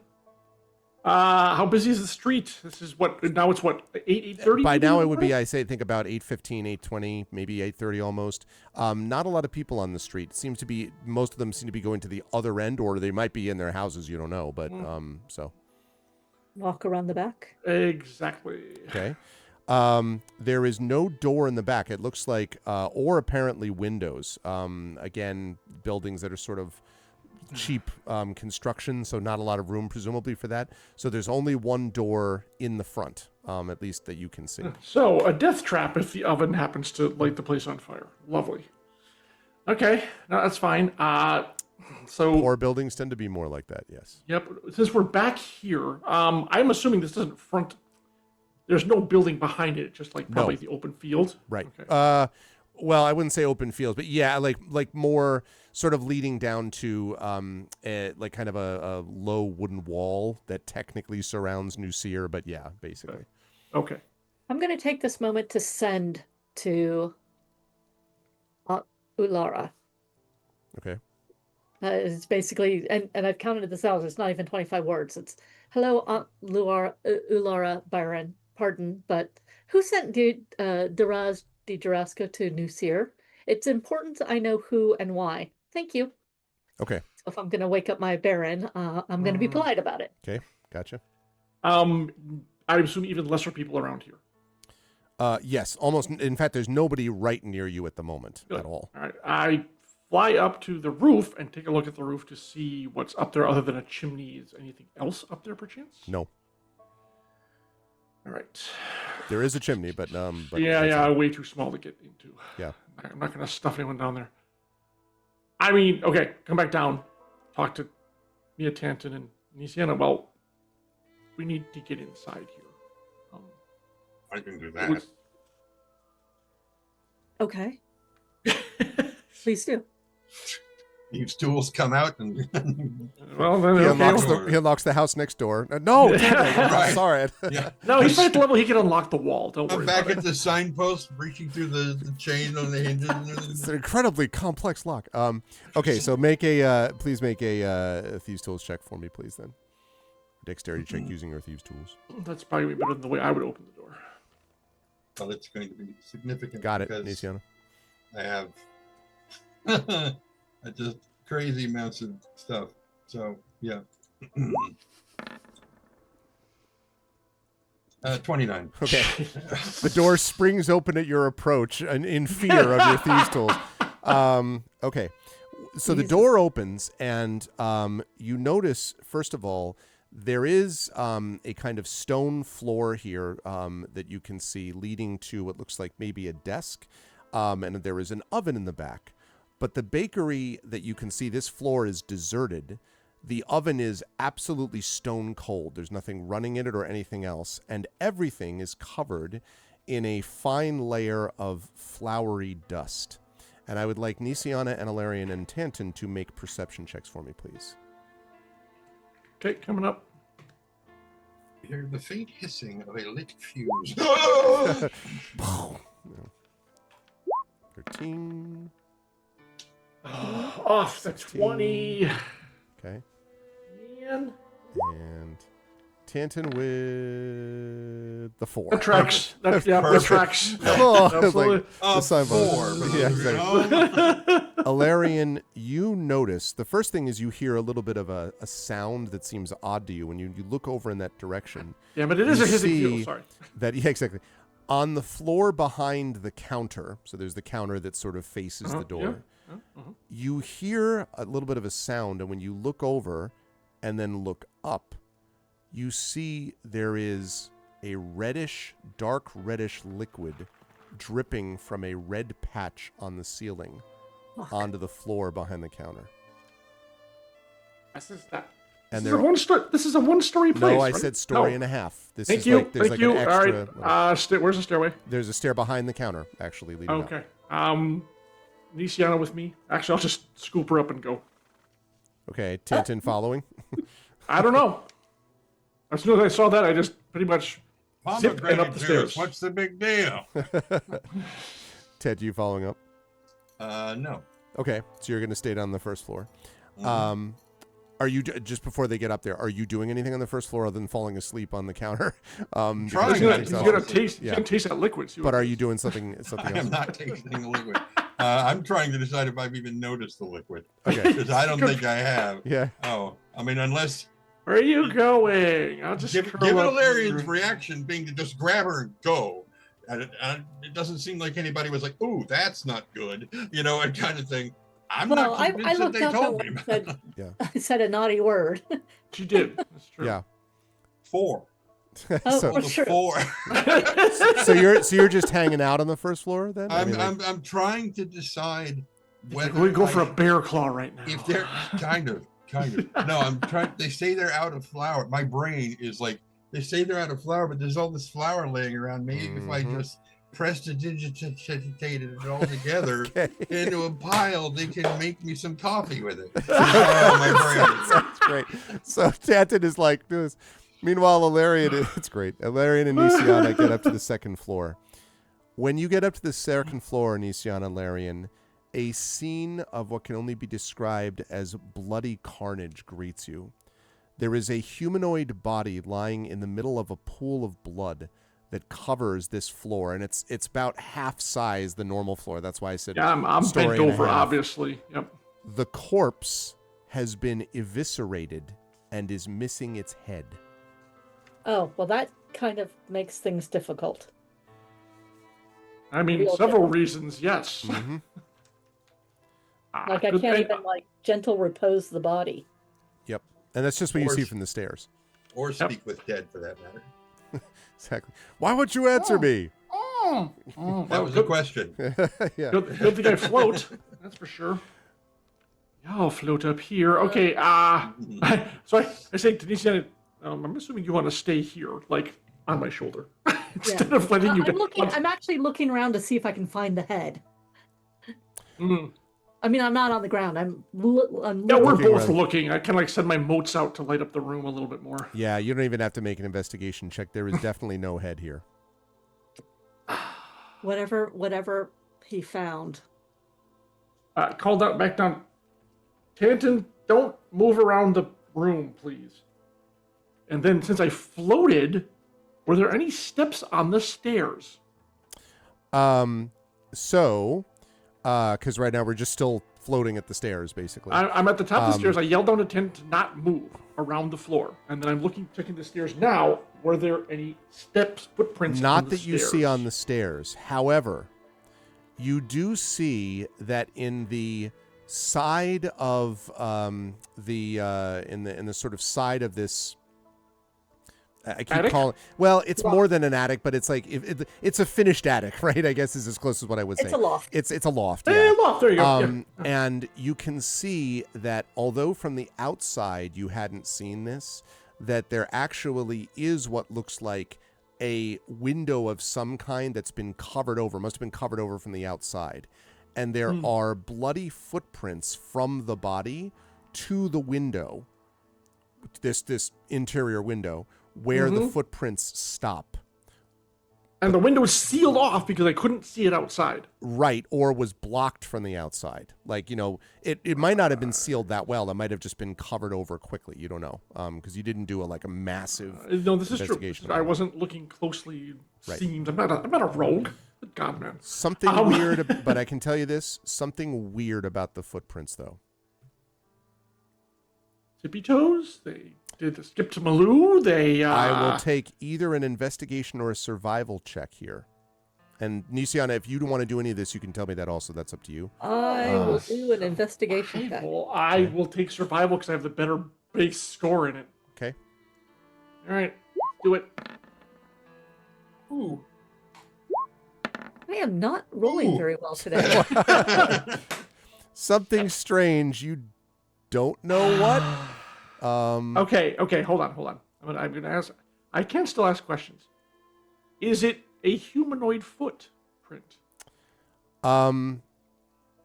Versus a shifter. Well, shifter, aboleth, I don't know, just anything non-humanoid. Aboleth, wow. Okay. I know. I should have said Rakshasa. Actually, Since you're that's asking- what's on my mind. Since you're asking that question, I will give you a chance to take that roll again, although Prince Justin is offering to inspire. It is the end of the month, everybody. So, I'll take it. You know. Yes, I will take the inspiration. Thank So you, Prince Justin, if you want to do that, then you can just inspire in accordance with the prophecy, and thank you. It is done. Thank you. All right, so then I will allow you to make that roll because you asked specifically about the nature of the Yep. thing. All so. right. Prince Justin's not going to let me down. And he did not. Whew, I'll take it's a the good thing. 21. That would have been- Yes. Nice. Yes. Well, if I'd gotten the 1, you would have let me re-roll anyways. Yeah, that's yeah, true. They would have believed in you, yes. Yes. The prince almost certainly, thankfully because of the prince. Thank you. Yes, thank you, Prince, for the prince. The footprints were made almost certainly by, if you had to guess, maybe a medium-sized creature of some kind, but these feet are two-clawed.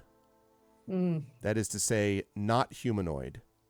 And I will allow Nisiana, if you convey that to Nisiana. Oh, absolutely. Yeah. I will allow you Absolutely. and Nisiana to make a religion check. Oh. Now we're getting freaky with it. Okay. You're gonna do better than I. Can I assist her and have her make the roll? Like the information I imparted to her, is that good enough for an assist? I don't think it's going to do anything with an assist. You can make a separate religion roll on your own, though, and don't forget you have hero points, everybody, as I was reminded today. True. Oh, wait. Okay, then let's just make the separate rolls. Yeah, I only have one, but I will use it because I don't actually have that much in religion. What? Believe it or not. I only Okay. have a +1 in religion. Okay. What? Okay. I know. I will. All right. I may use a hero point. I'm not saying I will. I'm not saying I won't. Okay. Okay, 14, you're using the so- hero point you said, Nisiana. Yes, I am, and I've got to remind myself how to use it. The D6? D6. D6. I'm not going to use mine. Okay. D6. You can do it. I believe in me. Yes. There you Wow. go. Yeah, you do believe in you. Nice. That's a 20. That is a Absolutely. non-natural 20, but yes. Dirty 20, I'll take it. That's right. You are pretty sure, Nisiana, that this creature is a fiend. And you're pretty confident that this two-clawed creature, probably you guess, because you've seen some examples of this when there were occasional run-ins that during the war of people who were affected by fiends. This is definitely a fiend, and needless to say, fiends are not a common sight in Eberron or a common occurrence, except with extraordinarily powerful creatures. You don't know what kind of fiend exactly, but the fact that there is a fiend here means you're dealing with an entirely, as Prince Justin says, a devilish problem, which means you're dealing with something sort of at a higher scale, perhaps, than might have been just a typical murder slash So basically, assassination. you basically hear Nisiana just kind of go, oh, That's right. that was a fiend. A fiend did this. And actually, Ilarion does have a bit of a reaction because he just came from Fiendland a little while ago. Yeah. So, yeah. Yeah, that's the thing. Yes, not good. Double plus ungood. Did you see any that were chasing you that had a head in their head? Into, oh my god, I wonder if this was summoned by the person calling themselves Di Jarasco. There is also something else, which is what? Yeah. Near the window, because you went over that way. Yeah, to I see was what actually there. going to investigate that next anyways. Near the window, you can see there is a piece of paper on the ground, a scrap of parchment, really. Okay. Now because you haven't actually looked at the body yet either. No. But there is a piece of paper on the ground. It is has splotches of blood on it. But I am going to show it to everybody, assuming you take a look at it, which I'm guessing you will. No, it can't be anything important. Surely he just was, toilet paper wiping, whatever. Doesn't matter. Anyways, yes, please, sir. Obviously, afterwards, I'm going to have to look at the body. You see this mysterious diagram, which is on the ground, and you can see for yourself what it says. It looks slightly ripped and torn and bloody, but you can see that there are... Well, I don't even have to tell you what you can see because you can see it for yourself. For those listening, I suppose, at home, let's put it that way. A diagram that says tattered banner with a question mark and then an arrow pointing to rats, arrow pointing to plague, arrow pointing to new seer, Jarasco question mark, arrow pointing to rats, and another arrow pointing to unrest and reprisals. Farm sightings, you don't know what that's about, pointing to famine, pointing to new seer. And off to the side, Commissioner Gebler, Gebbler. It is bloody and slightly torn. This is the first time we've heard of a Commissioner Gebler, correct? Right. That's correct. That correct. Okay. And that farm sightings is bothersome too, for obvious reasons. Well, okay, the Jarasco name is really not good. No, but it does say that we know that, assuming this is Hervel, and I'm gonna guess it is, he was getting proof that Daraz was doing this. But I don't know what's up with Commissioner Gebler. But let me take a closer look at the body. Okay, I can help you with that. Yes, please. And I will support her while hovering. Yeah. Actually, raise the whole flight thing. Yes, exactly. And then we will advance and look at the body. I think from overhead is probably the best because obvious. Definitely Nisiana belongs to a male human, what was a male human. This has been, as I mentioned, eviscerated. Something ripped out the organs of this creature violently, ripped off its head. It was not a clean cut, ripped off its head. And then, walked away. And the thing that's weird, though, is the window does not show any signs of forced exit or entry. The footprints just stop at the window. But whatever did this to the body did it violently. And actually, I'll actually ask you. Mm-hmm. I'll actually ask Nisiana because she's probably. Does this look like claw marks or bite marks? Or both marks? Both marks. Okay, it must be pretty easy to see then. Okay. Yep. Actually. And there's blood everywhere. So anywhere. Is there anywhere to stand, like a nightstand or a small table, that would not be bloody? Not really. The whole floor up here, it's not a big floor, and most of it's covered in blood. There are a few spots near, like, the edges of the room, near the window. Well, that's Luciana, do you need to examine anything more closely? This? I need to figure out what the hell my kittens are doing right now. That they are complete menaces right now. There's no paper in there. We found the one piece of paper. At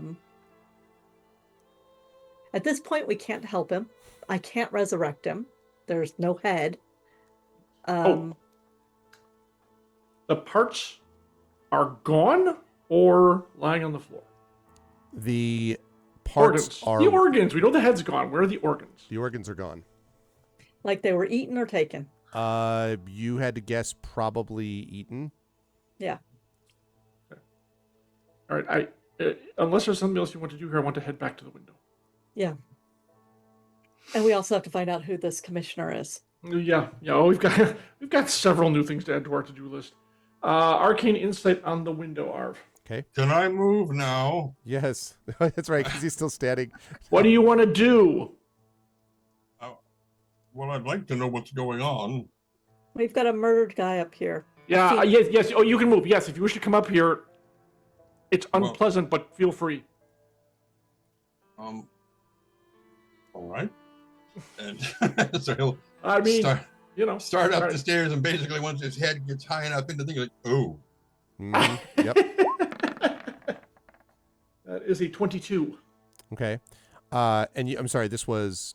Arcane insight for my Arcana check for arcane insight magic. I basically detect the magic-y kind of thing.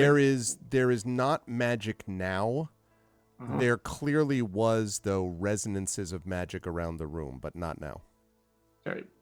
Concentrated at the window or just kind of scattered? Like something passing, basically? Yeah, that. Probably that's more good. That rather than just at the window.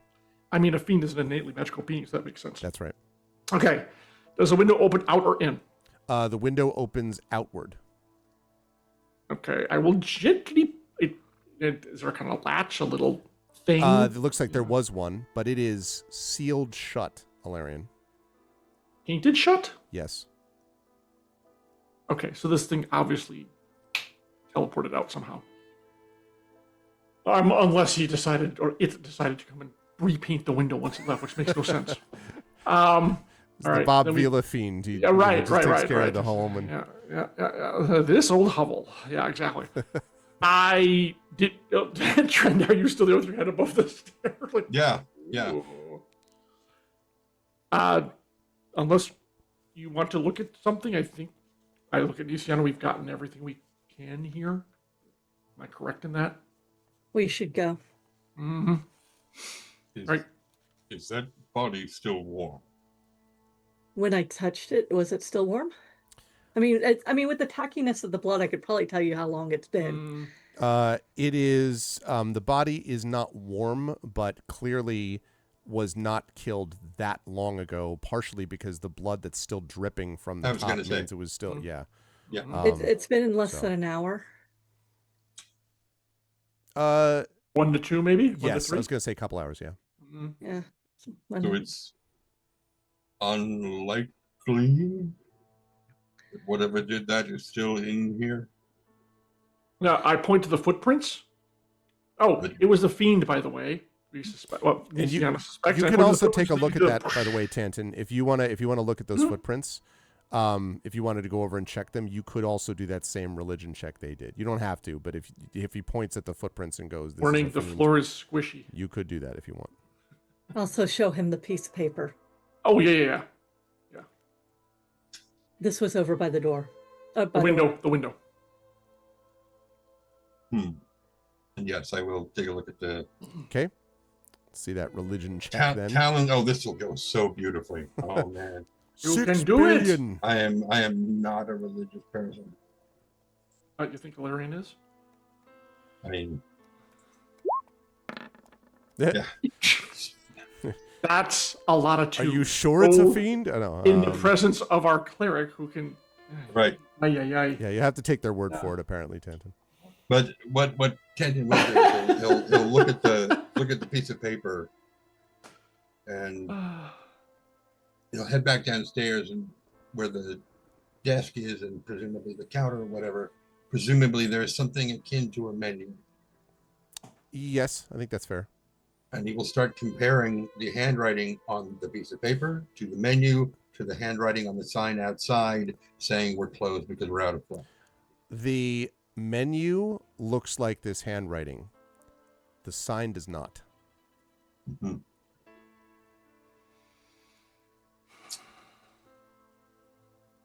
We should take the sign then and lock the door behind us so that we can compare signatures. Oh, yeah, you're right. Okay. Yep. So Having done that, we just cut back very briefly to Marimé and Rowan, who, as they are walking towards the outskirts, looking for Durasco, you can see Diraz speaking to a young boy who is kind of looking up at him, and Diraz is sort of whispering something to him. And he has another one of those purple liquid vials that you saw with the previous ones, and is saying something to him. And as you come up, he sort of turns around and sees you.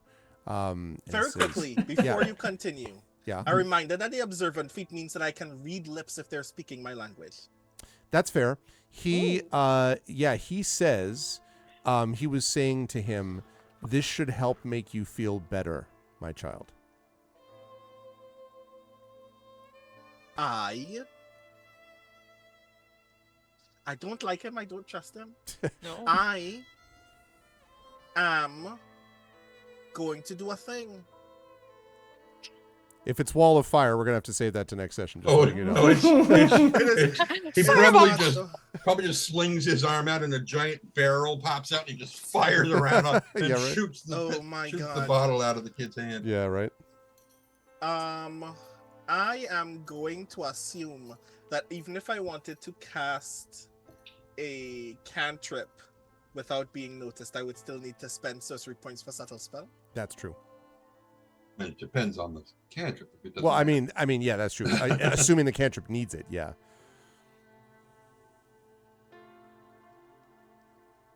No, yeah, fuck that. I'm just gonna firebolt the bottle. Okay. You can do that, and when Not even surprised. yeah. So the firebolt actually, so make an attack roll. Ranged Look, attack Do the roll. not kid. roll a 1. You Yeah, I can- incinerate the child. Well, no. Damn it. Immolate. It's good. Can I do this thing for attack rolls as well? Right, I'm going to Tides of Chaos with the attack roll, which means I owe you A surge. a surge. That's 2d20.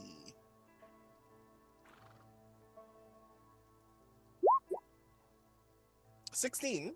Okay. So that's right. Go ahead and make the roll, just the surge quickly. While I'm thinking about it. 15. Okay, Okay, too bad. cool. The So dice don't want to ruin me now. If The- it was that one, we'd be doomed. so the firebolt Mary May would shoots, have to fight alone while I Exactly. try to Aw. go to something.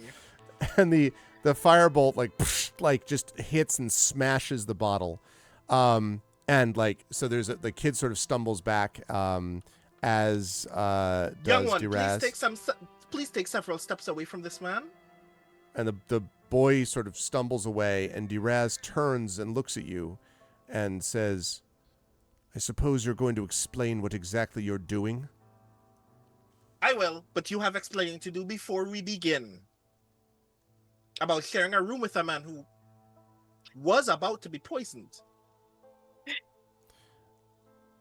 And that's a good place for us to stop our session for the day. We Can will I- at the can I beginning. throw one last thing What's at that? this point? Because I just remembered I wanted to do a sending to my sister and say, there are fiends involved. Be careful. Can you do a I love second the idea ascending? that I don't know this. Can you do ascending when another sending is already out? Oh, I believe so. I Yes. think so, but I just want to make sure. Hold on. I will find out if I'm going to spend the spell slot. You're right. I believe It's you very can. JoJo's Bizarre Adventure that Mary May learns that there are fiends involved while I'm about to get in a careless fight. Yep. You know what? Never mind. It'll be a surprise. Yeah, I can do believe- it. There's nothing against it. Okay, that's what I thought. Go ahead, Tim. I think the trade-off though is that if the response has not come in from the first one yet, that gets overridden by the application of the Oh. second spell. Yeah. So In you that don't get case, two never mind, I don't. responses. I don't yet do it because Well, this is even better then. We'll Okay. be fine. I actually want the response from my Baron. Okay. And you can get one response. You can't get 50 words in reply, but you Right. could get 25 from the second sending, not the response from Okay. the first. But it would Alright, be go- funny if the response was something like, "Oh no, I can't believe it," and you're like, "That's what the Baron thinks," and like that's actually Merame being like, "Wait a minute," like, So as Duraz is confronting an angry Rowan who is given a powerful question, we will have to hold and see what happens in that response in our next session. I really had fun with these kinds of things. Mystery sort of things are fun anyway, but watching the intrigue as we had people, first of all, some very good moments of role play with Tantin and the prince dealing with like the whole melting down of the crown. I really loved the visual that was being created that was sort of driven by Trent. I liked the fact that we had a little bit of a mystery of what the hell is that thing next to Alarion that he can't quite sense. And then obviously dealing with the ambassador and we've got this, random, like there's a code, there's poison, a specific kind of poison, and that sends them to this bakery. And oh, by the way, half the bakery is filled with blood because some corpse has been ripped to shreds. And there's a lot of stuff going on here that they've got to figure out. And they have some more clues now. This Commissioner Gebler, what the hell's going on with this farm thing, and of course, Duraz himself. So very excited to see what happens next time. There was no combat here, but maybe we're moving closer to one-ish, but maybe not. We don't know. Although I suppose getting into a firefight with Duraz is probably not going to help get what the King Citadel wants. So I'm not sure if they're going to go that route. We'll see. Maybe. You look at who's there. Well, there is a firefight. Yes, it's all right though because Merame will clearly hold Rowan back at that point. Oh yeah, no worries. Calm, got cool, this. collected, logical Merame will, yes, step Exactly. I in. got this. College I'm of Swords, stab them all. Yeah, no Uh-huh. kidding. stab, stab, stab. And No, there's- we can kill them and come bring them back. I could do that. And there's not a barber above the bakery, as far as we know. So you see Fleet Street. There's the signpost right outside. Anyway, but really good, fun stuff today, and I'm very excited to see how things happen with the next portion of the final tribute. I'll start on the bottom of the ziggurat on the right, as per usual. John, good stuff again today with Alarion. Again, when the whole fiend thing came up, it did occur to me, I wondered how Alarion was going to react to that, insofar as you were going to be like, what the hell is this? Because there's all these things that are starting to kind of flow back into Alarion's consciousness and everybody's consciousness as all the threads begin to gradually cohere. So I was curious about that. But then also, Alarion is probably also thinking, if there's something powerful enough to teleport in, teleport out, this is a strong, powerful creature, and you don't even know what this is. Is it like a servant? Is it something else? You just know it's fiendish. So a lot of questions yet to be answered. How'd you feel about today's session? Where will the fine folks find you next? Shoot, can I ask one more question, by the way? Just very quickly. Sure. For a minute, I thought you froze. I'm like, what the hell just happened? No. It was yes or no. When I detected the energy in the upstairs loft, did it or did it not match the energy I saw when I was above the prince and Tantum? Arcane Insight, although it is very powerful in some ways, does not, I think, allow you to match it completely. I can tell you it's not the No, was it similar? It doesn't have to be exact. It was like similar, yes. That's good enough. That's good Yes. enough. Okay, that confirms something I'm even more concerned about now. Okay. Good. This was a lot of fun. I was initially a little concerned about what a Larian would do except stand there and look, menacing, but they've picked up a few things from folks who are clearly smarter than them. And I'm not saying that it is what it is, but when they came up with the idea about you could take the antidote and have the poison and be fine, et cetera, stuff like that, which I thought was within the realm of, he's not. They're not the smartest person of all, but they're smart enough, and that's what it comes down to. So no, this is really enjoyable. And yeah, watching over them and having that happen, and then the Bakery of Blood we ran into later. Yes, it's all Bakery of Blood. Yeah, exactly. The new album from from the Fiends, of course. From the Fiends. Yeah. Yeah, and it's very interesting that how our problems seem to be, the deeper we get into this place, that the problems seem to be multiplying, or the leads, or whatever's going on here. Because you just listed like 3 new things we got to follow up on now, which we will do, and we'll get to the bottom of it. And hopefully our best lead won't be a fiery grease spot on the street next session. On the outskirts of New Seer. Yeah, so this was a blast. So glad we're back on playing, and I think we're planning on 2 next month. I really hope so, because I really want to get back into it. I missed this, so it's been great fun. Good stuff, John, as always. And I look forward to more from Malarian next month. Jen, obviously, there was a lot of Nisiana on display today because of both the Jurasco question about whether or not this guy's legit in the first place, and also, of course, about certain things relating to body investigations and medical investigations and things like that. And so Nisiana is obviously going to be picked up as a part of that too.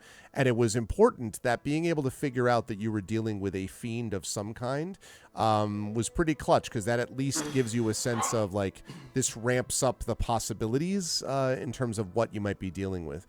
And so, and then the fact that it obviously had to like somehow get through the window without opening the window is pretty interesting too. So there's all that. And of course, Nisiana has the sending out to the Baroness as well. And so we'll see what comes back from that one way or the other. Either way, I'm very interested to see what Nisiana has to think about in terms of all of this in our next session. How'd you feel about today? Where will the fine folks find you next? It actually went better than I thought it would. My brain sort of like kicked in a little bit, which was great. Even though a lot of the dice rolls were against me, I have missed playing this game. It was a full month since we played. Yeah. I'm looking forward to the next time, which will be the 13th. I think we were thinking about the 13th, right? Yeah. The 20th, yeah. We're not going to play the 20th. Oh. Right now, we're only scheduled for the 13th. Ow. Okay, fine. I know. I'm pouting too. So, where are you going to see me next? Story Hour on September 10th, and then here on September 13th, and then I'm not traveling for the rest of the year, so woohoo! In the meantime, well, I am traveling, but for fun. I'm not like actually working, but in the meantime, make sure you pick up Augment issue 3. It's beautiful. We worked hard on it, and two other people in here have words in it. That would be Marie and Brandon. Oh, yay! Yeah. Huzzah! Yay! And Marie has many releases you need to mention. You do.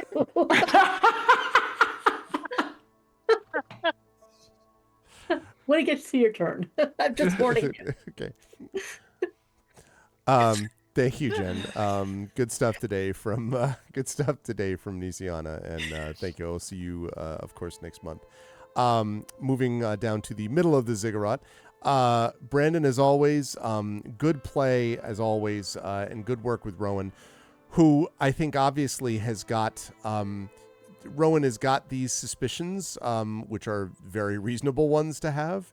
But I like the idea that there's an edge to Rowan about some of this, especially when it comes to people screwing with kids and with especially the sort of the poor and the ones who have been sort of like, you talked a little bit about this when we talked about our session last time about coming to New Seer and seeing a lot of these people that have been sort of shut out of the kind of typical structures because you're dealing with refugees here. And here you have someone that at least you suspect of screwing around with and or making things worse for the refugees.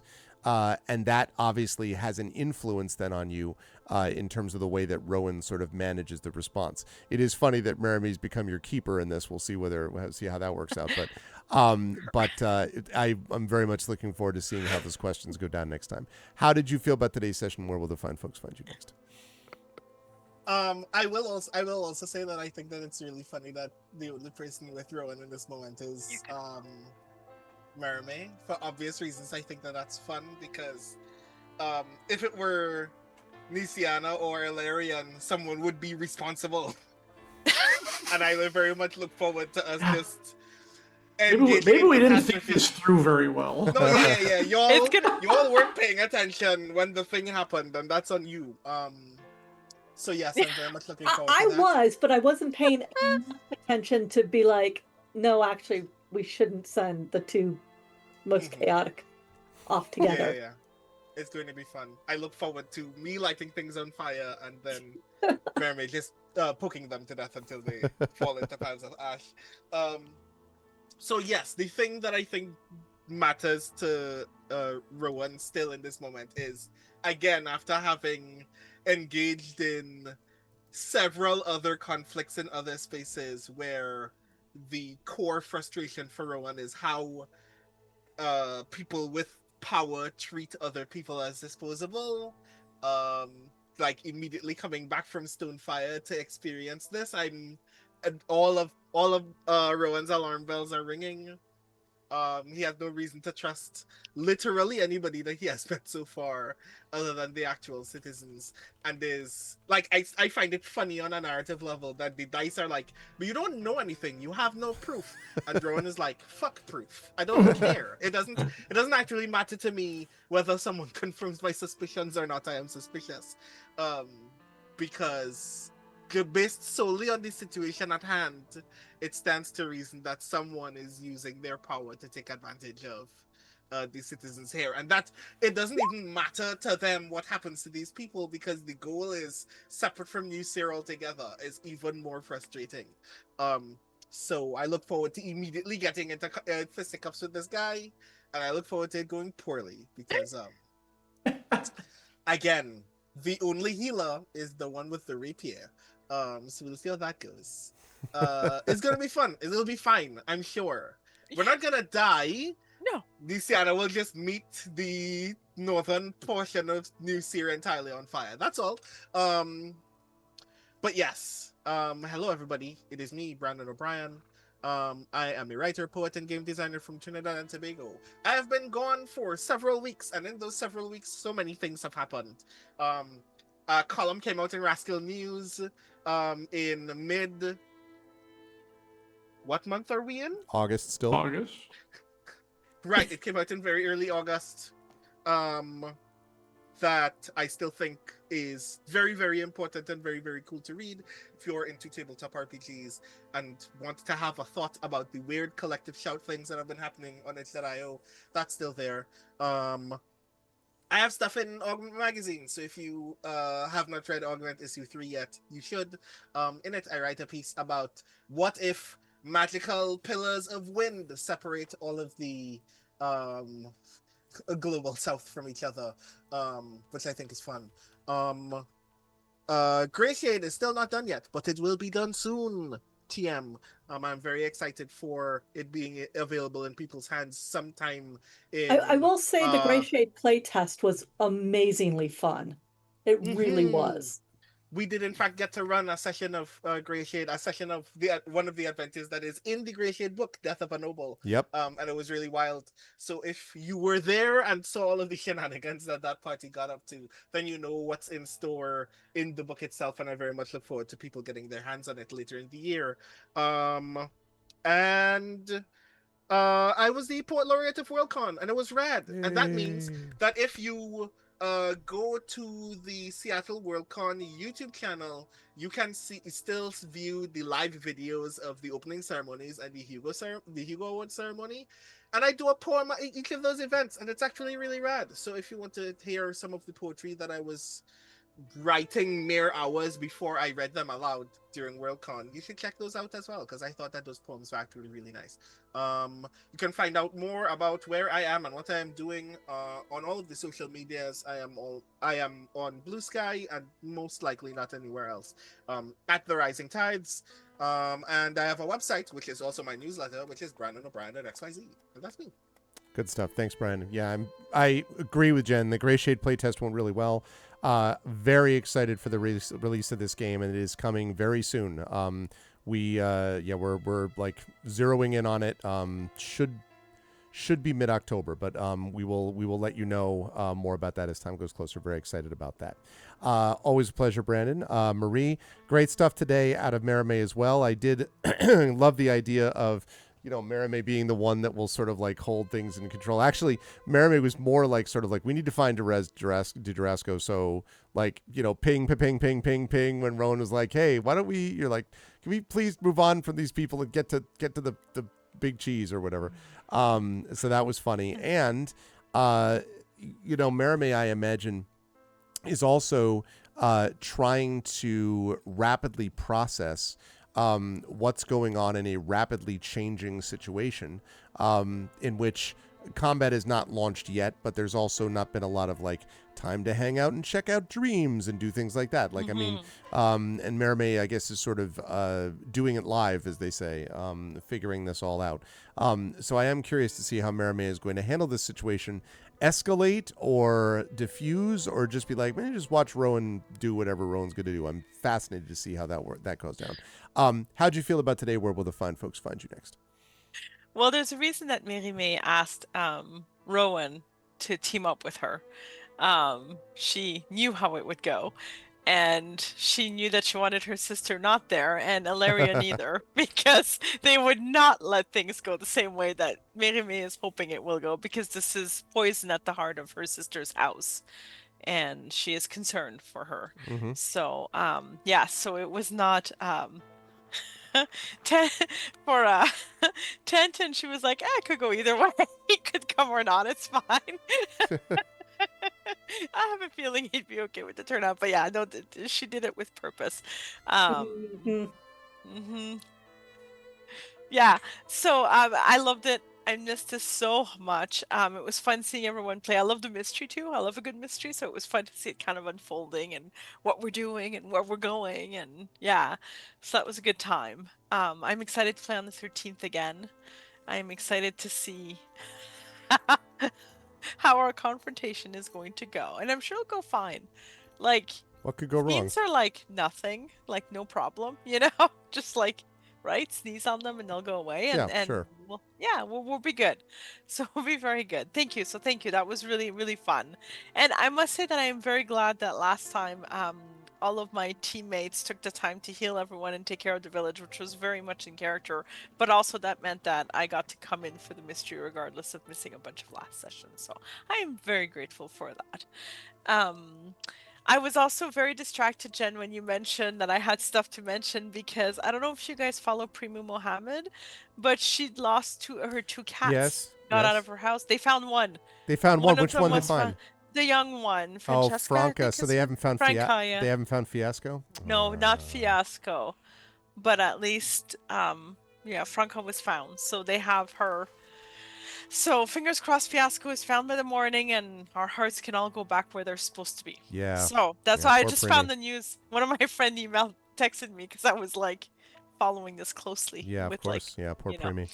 Yeah, I am feeling it. So that's why I was distracted. But I do have a couple of things which Jen nicely put into the chat already. So I have Shadowrun Wasted, which is the third in my Top Trek novella series. It's a lot of fun. In Wasted, they find themselves in Tunisia. They have new challenges, as they are in Tunisia, without their original instruments. They have a new business manager, and they are about to get into a whole world of trouble, rock and roll style. So I hope that you will check it out. And you can start with Offbeat, the first one, if you haven't had the chance to pick them up yet. They're a lot of fun, and I've got a lot of people who don't read Shadowrun who have like kind of used this as their entry point. So please check it out.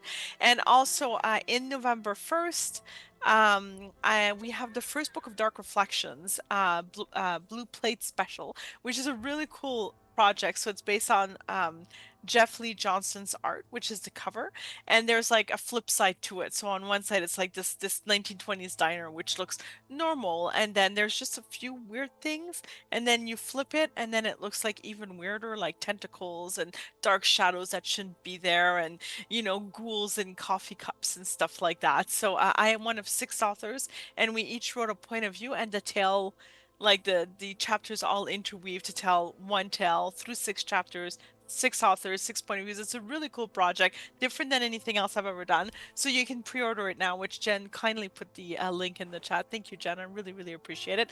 And of course, there's Shadowrun Augment 3, in which I wrote fashion column. Yes, you can indeed have a lot of fun learning about what did I call it? Widowmaker.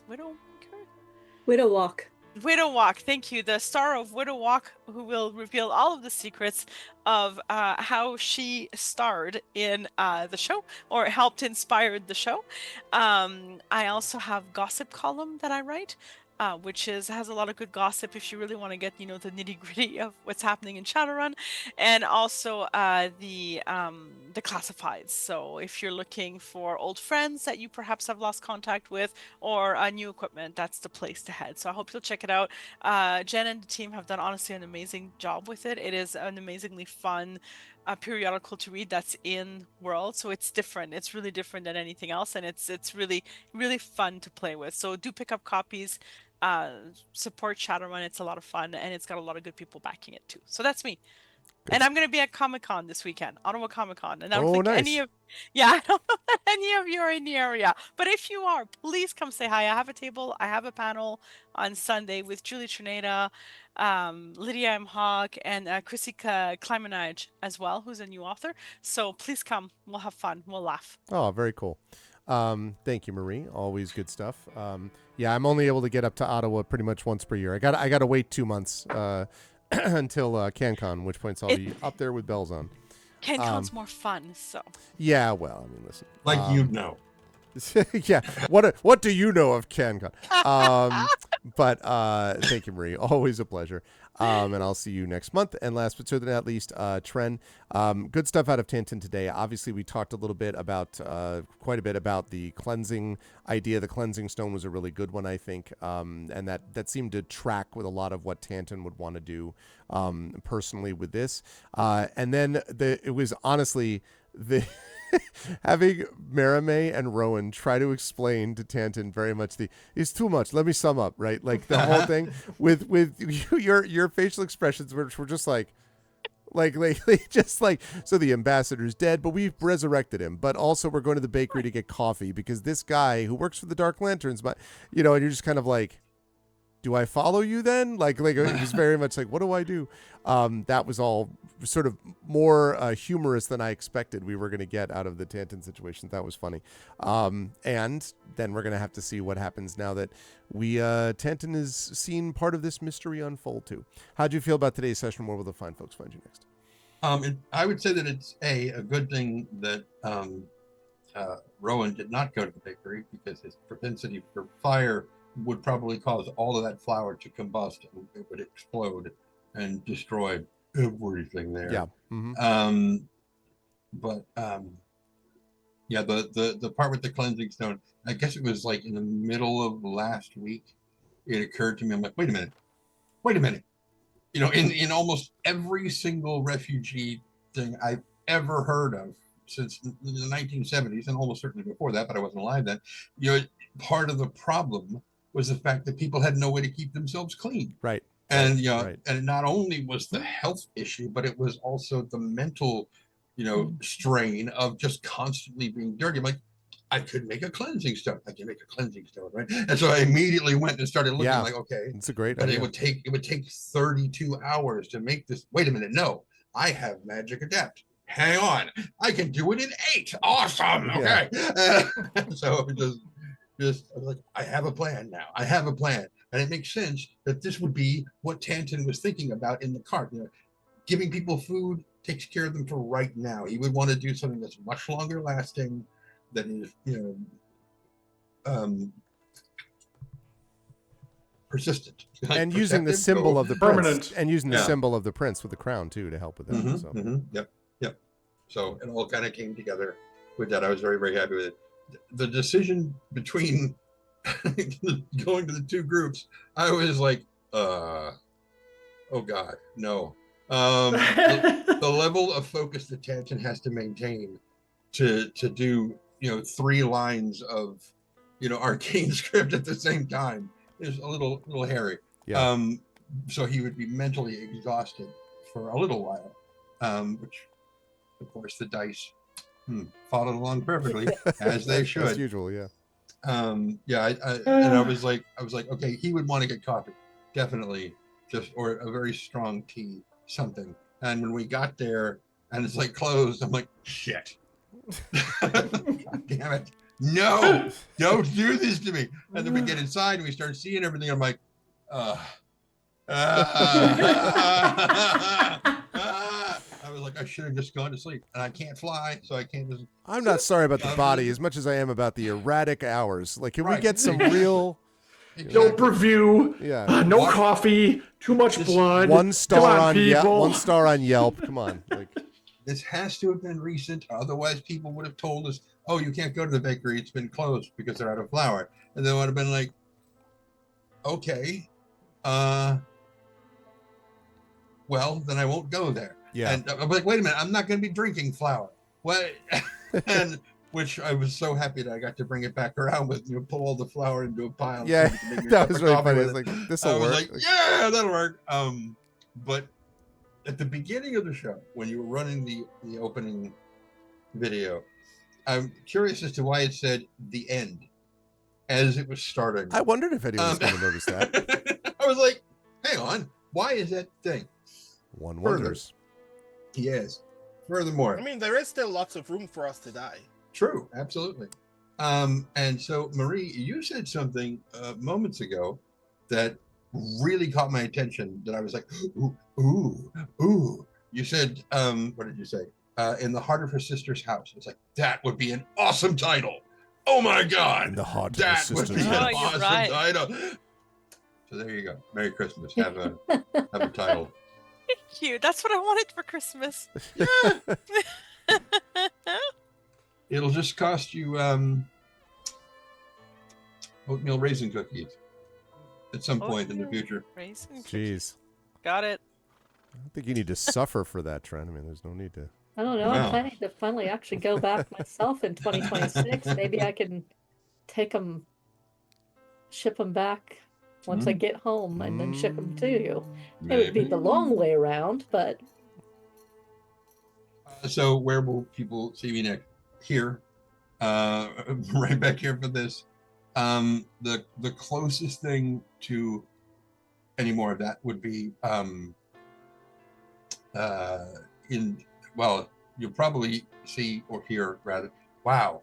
Okay. So now my brain is gone and Jen's becoming fine. It's We're just spreading. Yeah. So Renegade will probably be out by the time the next story that I've narrated for Pseudopod comes out, because I've already recorded it and given it to them, but it's not going to be released until December. Okay. So it's going to be a little crossways back and forth. And I was like, why? It's the third. It's Richard Dansky's third entry. Oh. In all the werewolf stuff. Okay, That that's he's cool. been. So I read Licking Roadkill was the first one. The Last Supper was the second one. This one is called Give a Dog a Bone. That's cool. And so that'll be in December when that comes out on pseudopod. Very cool. Yeah, and yes, Renegade and Heretic should be in the next few months, then roughly ish. So which will be great because I'm excited to hear those too. By the way, so it's gonna be awesome. But thank you, Tren. Good stuff from everybody. And thank you for being a part of this awesome session that I can't wait to see. Next month is going to be busy. I got my subathon. I've got other stuff going on. But I'm excited to get this group back into things and see how much of the mystery that we unravel. It's my birthday next month, so I expect that for my birthday, we're going to get just an incredible badass session like you all provide anyway, so it'll work out really well. Chat, can we get some love for the amazing members of Infinity and Beyond? Thank you so much to Trent Sparks, to Marie Bilodeau, Brandon O'Brien, Jen Brozek, and of course, John Helfers. Thank you, crew. Well done, Citadel. And I will see you folks back here next week. Bye for now. All right. That is going to do it for us. And I do want to mention, because we talked about this before, Echo quite rightly reminded me, I was kind of waiting until September, and I forgot that they started a little earlier, which is why I didn't talk as much about it today, but I'll definitely be talking about it next week, and even more as we get into the subathon. But it is a subathon this month, and it's actually... Twitch's subathons are not always, or Twitch's Septembers are not always equally good. I find some of their Septembers are kind of like sort of mid, if I'm being honest, but this one is not that way. This one is actually pretty good. Starting now all the way until Wednesday, October 1st, 1 month subscriptions are 25% off, 3 month subscriptions are 25% off, and 6 month subscriptions are 30% off what they would normally cost. And that counts whether you are doing this, whether you're doing this. So that's this thing. Also, from September until October 1st, every 5 gift subs purchased in a channel, Valorant Champions, the game, will add 1 bonus gift sub in celebration of Valorant Championship Paris, but also Valorant will also periodically give out additional gift subs to support streamers. Not entirely sure about how that works, but whatever. That part is much more random. But the fact that every 5 gift subs purchased gets us a bonus gift sub is really cool. So you have the discounts, but you also have the bonus gift subs. And that's going to be a big deal during the entire month of September, including during the Subathon, Arvathon 3. I am excited to talk about that more. I've started to think a little bit about it, although my focus has been more on trying to get recovered from everything and, after the travel and then getting ready for the new semester. But I am going to be thinking very soon about details about the subathon, which is coming up towards the end of the month of September. So it's going to be awesome. Otherwise, though, this has been an excellent summer and a lot of fun with all of you, and very glad to be back in the saddle with Eberron Oracle of War, because things are just going to continue to ramp up here in New Seer and elsewhere. So it's pretty awesome. We are going to do a raid today. So if you are not a sub, you're going to type this in when you're brought over automagically. The Arvanauts have landed, followed by Twitch raid, uppercase TWITCH, uppercase RAID. If you are a sub, you can do this, which is Arvany Hype, the Arvanauts have landed, Arvany Roar, Arvany Witch, Arvany Smug, Arvany Love, Arvany Blown, Arvany Swall, all the Arvanys, when you are brought over automagically to the place that we are going to raid. It is good for you, and it is good for the channel that we're raiding. Speaking of that, thank you to Dungeon Delvers for the raid as well, because that was awesome and I appreciate it. If you have not already done so, please follow the channel. That is always appreciated. You will get those custom sub badges. Hold on one second while I get rid of this. And also this. There we go. You will get... yes, first of all, follow the channel if you haven't done so already. Please subscribe to our YouTube channel. That is !ArvTube, which will get you to subscribe. It's free for you to do that, but it really helps us out. Get you access to the content on there. I have a new playlist that I've started, a new series of shorts called Greg Talks Writing. I think I've already got 10 or 11 shorts out there. Excuse me. I started that when I was out in Seattle, and I've really been enjoying it. So definitely check that out and let people know and spread the word. That would be lovely. If you have not done so already, please consider as well checking out our Discord with !ArvCord, where you can hang out with the Arvanauts in between streams. That is always appreciated. And we are growing ever faster and faster on that Discord as well, so please do that. On the microblogging side, you can find me at Blue Sky, only on Blue Sky now from a microblogging point of view. I have closed down my Twitter, so I'm now available at Blue Sky, !ArvSky for that. Please do subscribe to me or follow me over there. That really helps. And don't forget to check out my show with Zach Clay, Gen GMs, which is my DM and GM tips show that we do together. We've got one that came live from Gen Con that we're going to be talking about in more detail very soon. More stuff is going to be coming out because we have a new person that is coming on board to do shorts and to edit videos and stuff like that. So you're going to be hearing more from us on the Gen GMs front, and frankly, from my channel with shorts as well coming soon. Website for this, arvanellarun.com. On the financial front, !Arv Shop is my merchandise area. You can get swag like this, for example, devoted, which looks good on you, but is also supports the channel, so please do that. That's !Arv Shop. !Arvtreon is sitting right there. That is the Patreon, which gets you cool stuff and cool stuff for the channel as well. During the subathon, one of my focal points is to get that back into triple digits. I would love to be able to do that because doing that would be would really help us out. That takes the fewest fees away, so I'd appreciate that. And you get, again, inspirations to help our players as well. One of those inspirations came in very good use today. Also, subbing to the channel. You get those custom sub badges and emotes to use here, there, and everywhere across Twitch, and inspiration to help our players if you support at a high enough tier. So please consider doing that as well. And thanks to those who did that tonight. On the publishing front, !Icarus, my graphic novel from Athos Arts, !Library, my Tales and Tomes, The Forbidden Library. That's my 5e adventure and sourcebook from Alligator Alley Entertainment, and !Greyshade is my Greyshade IP, Greyshade Renegade Heretic, the Grey Assassin trilogy from Athos Arts. You can get those books at that link, critically acclaimed and best-selling in the case of Greyshade. You can get those at that link. You can also get the audiobook of Greyshade from our very own Trent Sparks, as you just heard, and you also will be able to soon be getting Renegade and Heretic from Trent Sparks audiobooks, the last two books in the Grey Assassin trilogy, so please make sure to check that out. You can also pre-order the tabletop role-playing game of Greyshade, being designed by Brandon O'Brien. You had a chance to see or hear about the playtest that Jen just talked about and praised, and that was thanks to players like Jen being awesome, but also because Brandon has done a wonderful job of the game. So you'll be able to pre-order that. That's coming out from Alligator Alley also in the next couple of months. There'll be a lot going on in the fall, which is very exciting. And as always, !BLM, Black Lives Matter, important to affirm and assert the significance and importance of Black lives. !Help Now, the World Health Organization page on suicide prevention. Important to reach out to others when you need help and reach out to others when they need help as well. And !Ukraine, UKRAINE, to help the people of Ukraine as they fight back against an illegal and illegitimate war with bravery and courage, and send the message that we'll do so for others in that situation in the future. Thank you to my wonderful mods. Thank you to Prince Justin, Triffity Mats. Thank you, of course, to the Rising Tides, the best mods in the business. Thank you, thank you. Thank you to my wonderful Patreon supporters and subscribers. Thank you to Prince Justin, Triffid, the Rising Tides. Thank you to Echo Alpha X5. And thank you so much to my wonderful viewers. Thank you to Betrader, to Emerald, to Gaia Shield. Thank you to Mr. Jonas.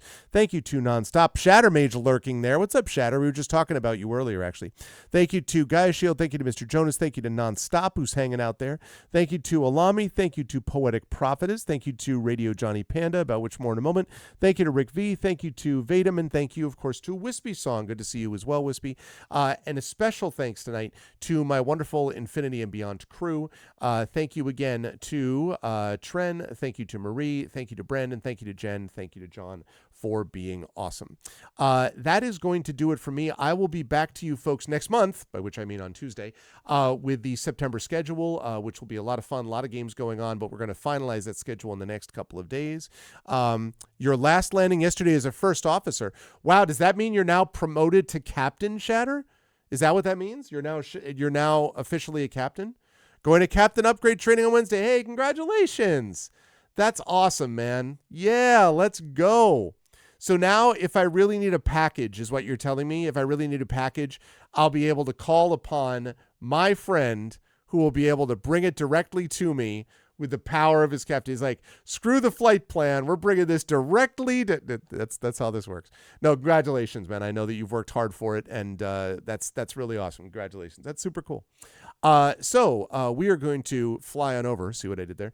As soon as this video is done, please stick around for the raid, and then go over and raid, and then have a lovely weekend, and I will see you folks back here on Tuesday for September and Subtember, and getting ready for our subathon, Arvathon 3, the Arvathoning, happening towards the end of the month. Your girlfriend ordered a hairdryer from Italy. It happened to end up in your plane back to Germany. It took 2 years to get the hairdryer. Jeez, that's a long frame thing. Anyway, but that's going to do it for me. Please stick around for the raid, and I'll see you folks on Tuesday. Otherwise, more of Infinity and Beyond Eberron Oracle of War coming next month as well. That's it for now. Everyone stick around for the raid, and I'll talk to you folks soon. Until then, everyone, please be good to each other, and have a good night.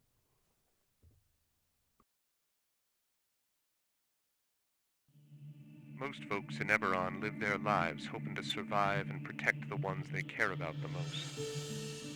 A few do that and more, trying to help those around them, even the ones they don't know. But only one group does all that when no one else can. The King's Citadel. The ones who do the job no one else can do. Elarian, the Shield. A star-forged Aegis, whose strength lies in the defense of their companions and their will to keep the Citadel and its missions safe, no matter the price, even when that price must finally be paid. Merime, the Sword. A Kalashtar bard whose dreams predict doom and disaster, and who has touched the mind of a god. Her skill in battle, insight into the hearts and minds of those she encounters, and love for her sister in the Citadel is more necessary than ever, if her divinely touched spirit does not waver. Tantan, the Brain. A dragon-marked human artificer, whose jovial demeanor conceals a deep curiosity, razor-sharp intellect, and long memory. He knows what he did for the last war, and he knows what it did to him. And now that he has returned to the site of it all, deep within the ruins of Seir, he knows how much worse the next war will be, unless he can stop it. Nisiana, the Heart. A dragon-marked halfling healer, whose love for her sister is matched only by her desire to help and heal the members of the Citadel. She's grown wiser and more wary, and has learned that at times harming matters as much as healing. Can she keep hope and the King's Citadel alive? Rowan, the Wild Card. A human wild magic sorcerer who's played a dangerous game for most of his life. He's gone all in to save his friends, but for the first time he's learned they're not the only ones sitting at the table. Can he break through the shadows of his past and finally call the bluff? These 5 elite operatives came together to aid the salvage outpost of Salvation, where the Grey hovers nearby, a threat and a promise. With the Oracle of War, they found an artifact powerful enough to end a war, or begin one. They traveled to Sharn's City of Towers to unravel the Oracle's mysteries while stopping assassination attempts from the terrorist organization known as the Emerald Claw. They traveled back to Salvation and into the Grey to repel a war-forged invasion and take the fight to the Lord of Blade's secret fortress Razorcrag. They paid a heavy price to rescue hostages from the fortress, and the Lord of Blades escaped into the Grey, seeking a way to create an army of Warforged powerful enough to crush the 5 nations of Corvair. But the Citadel had more immediate problems, the Emerald Claw, and a looming war.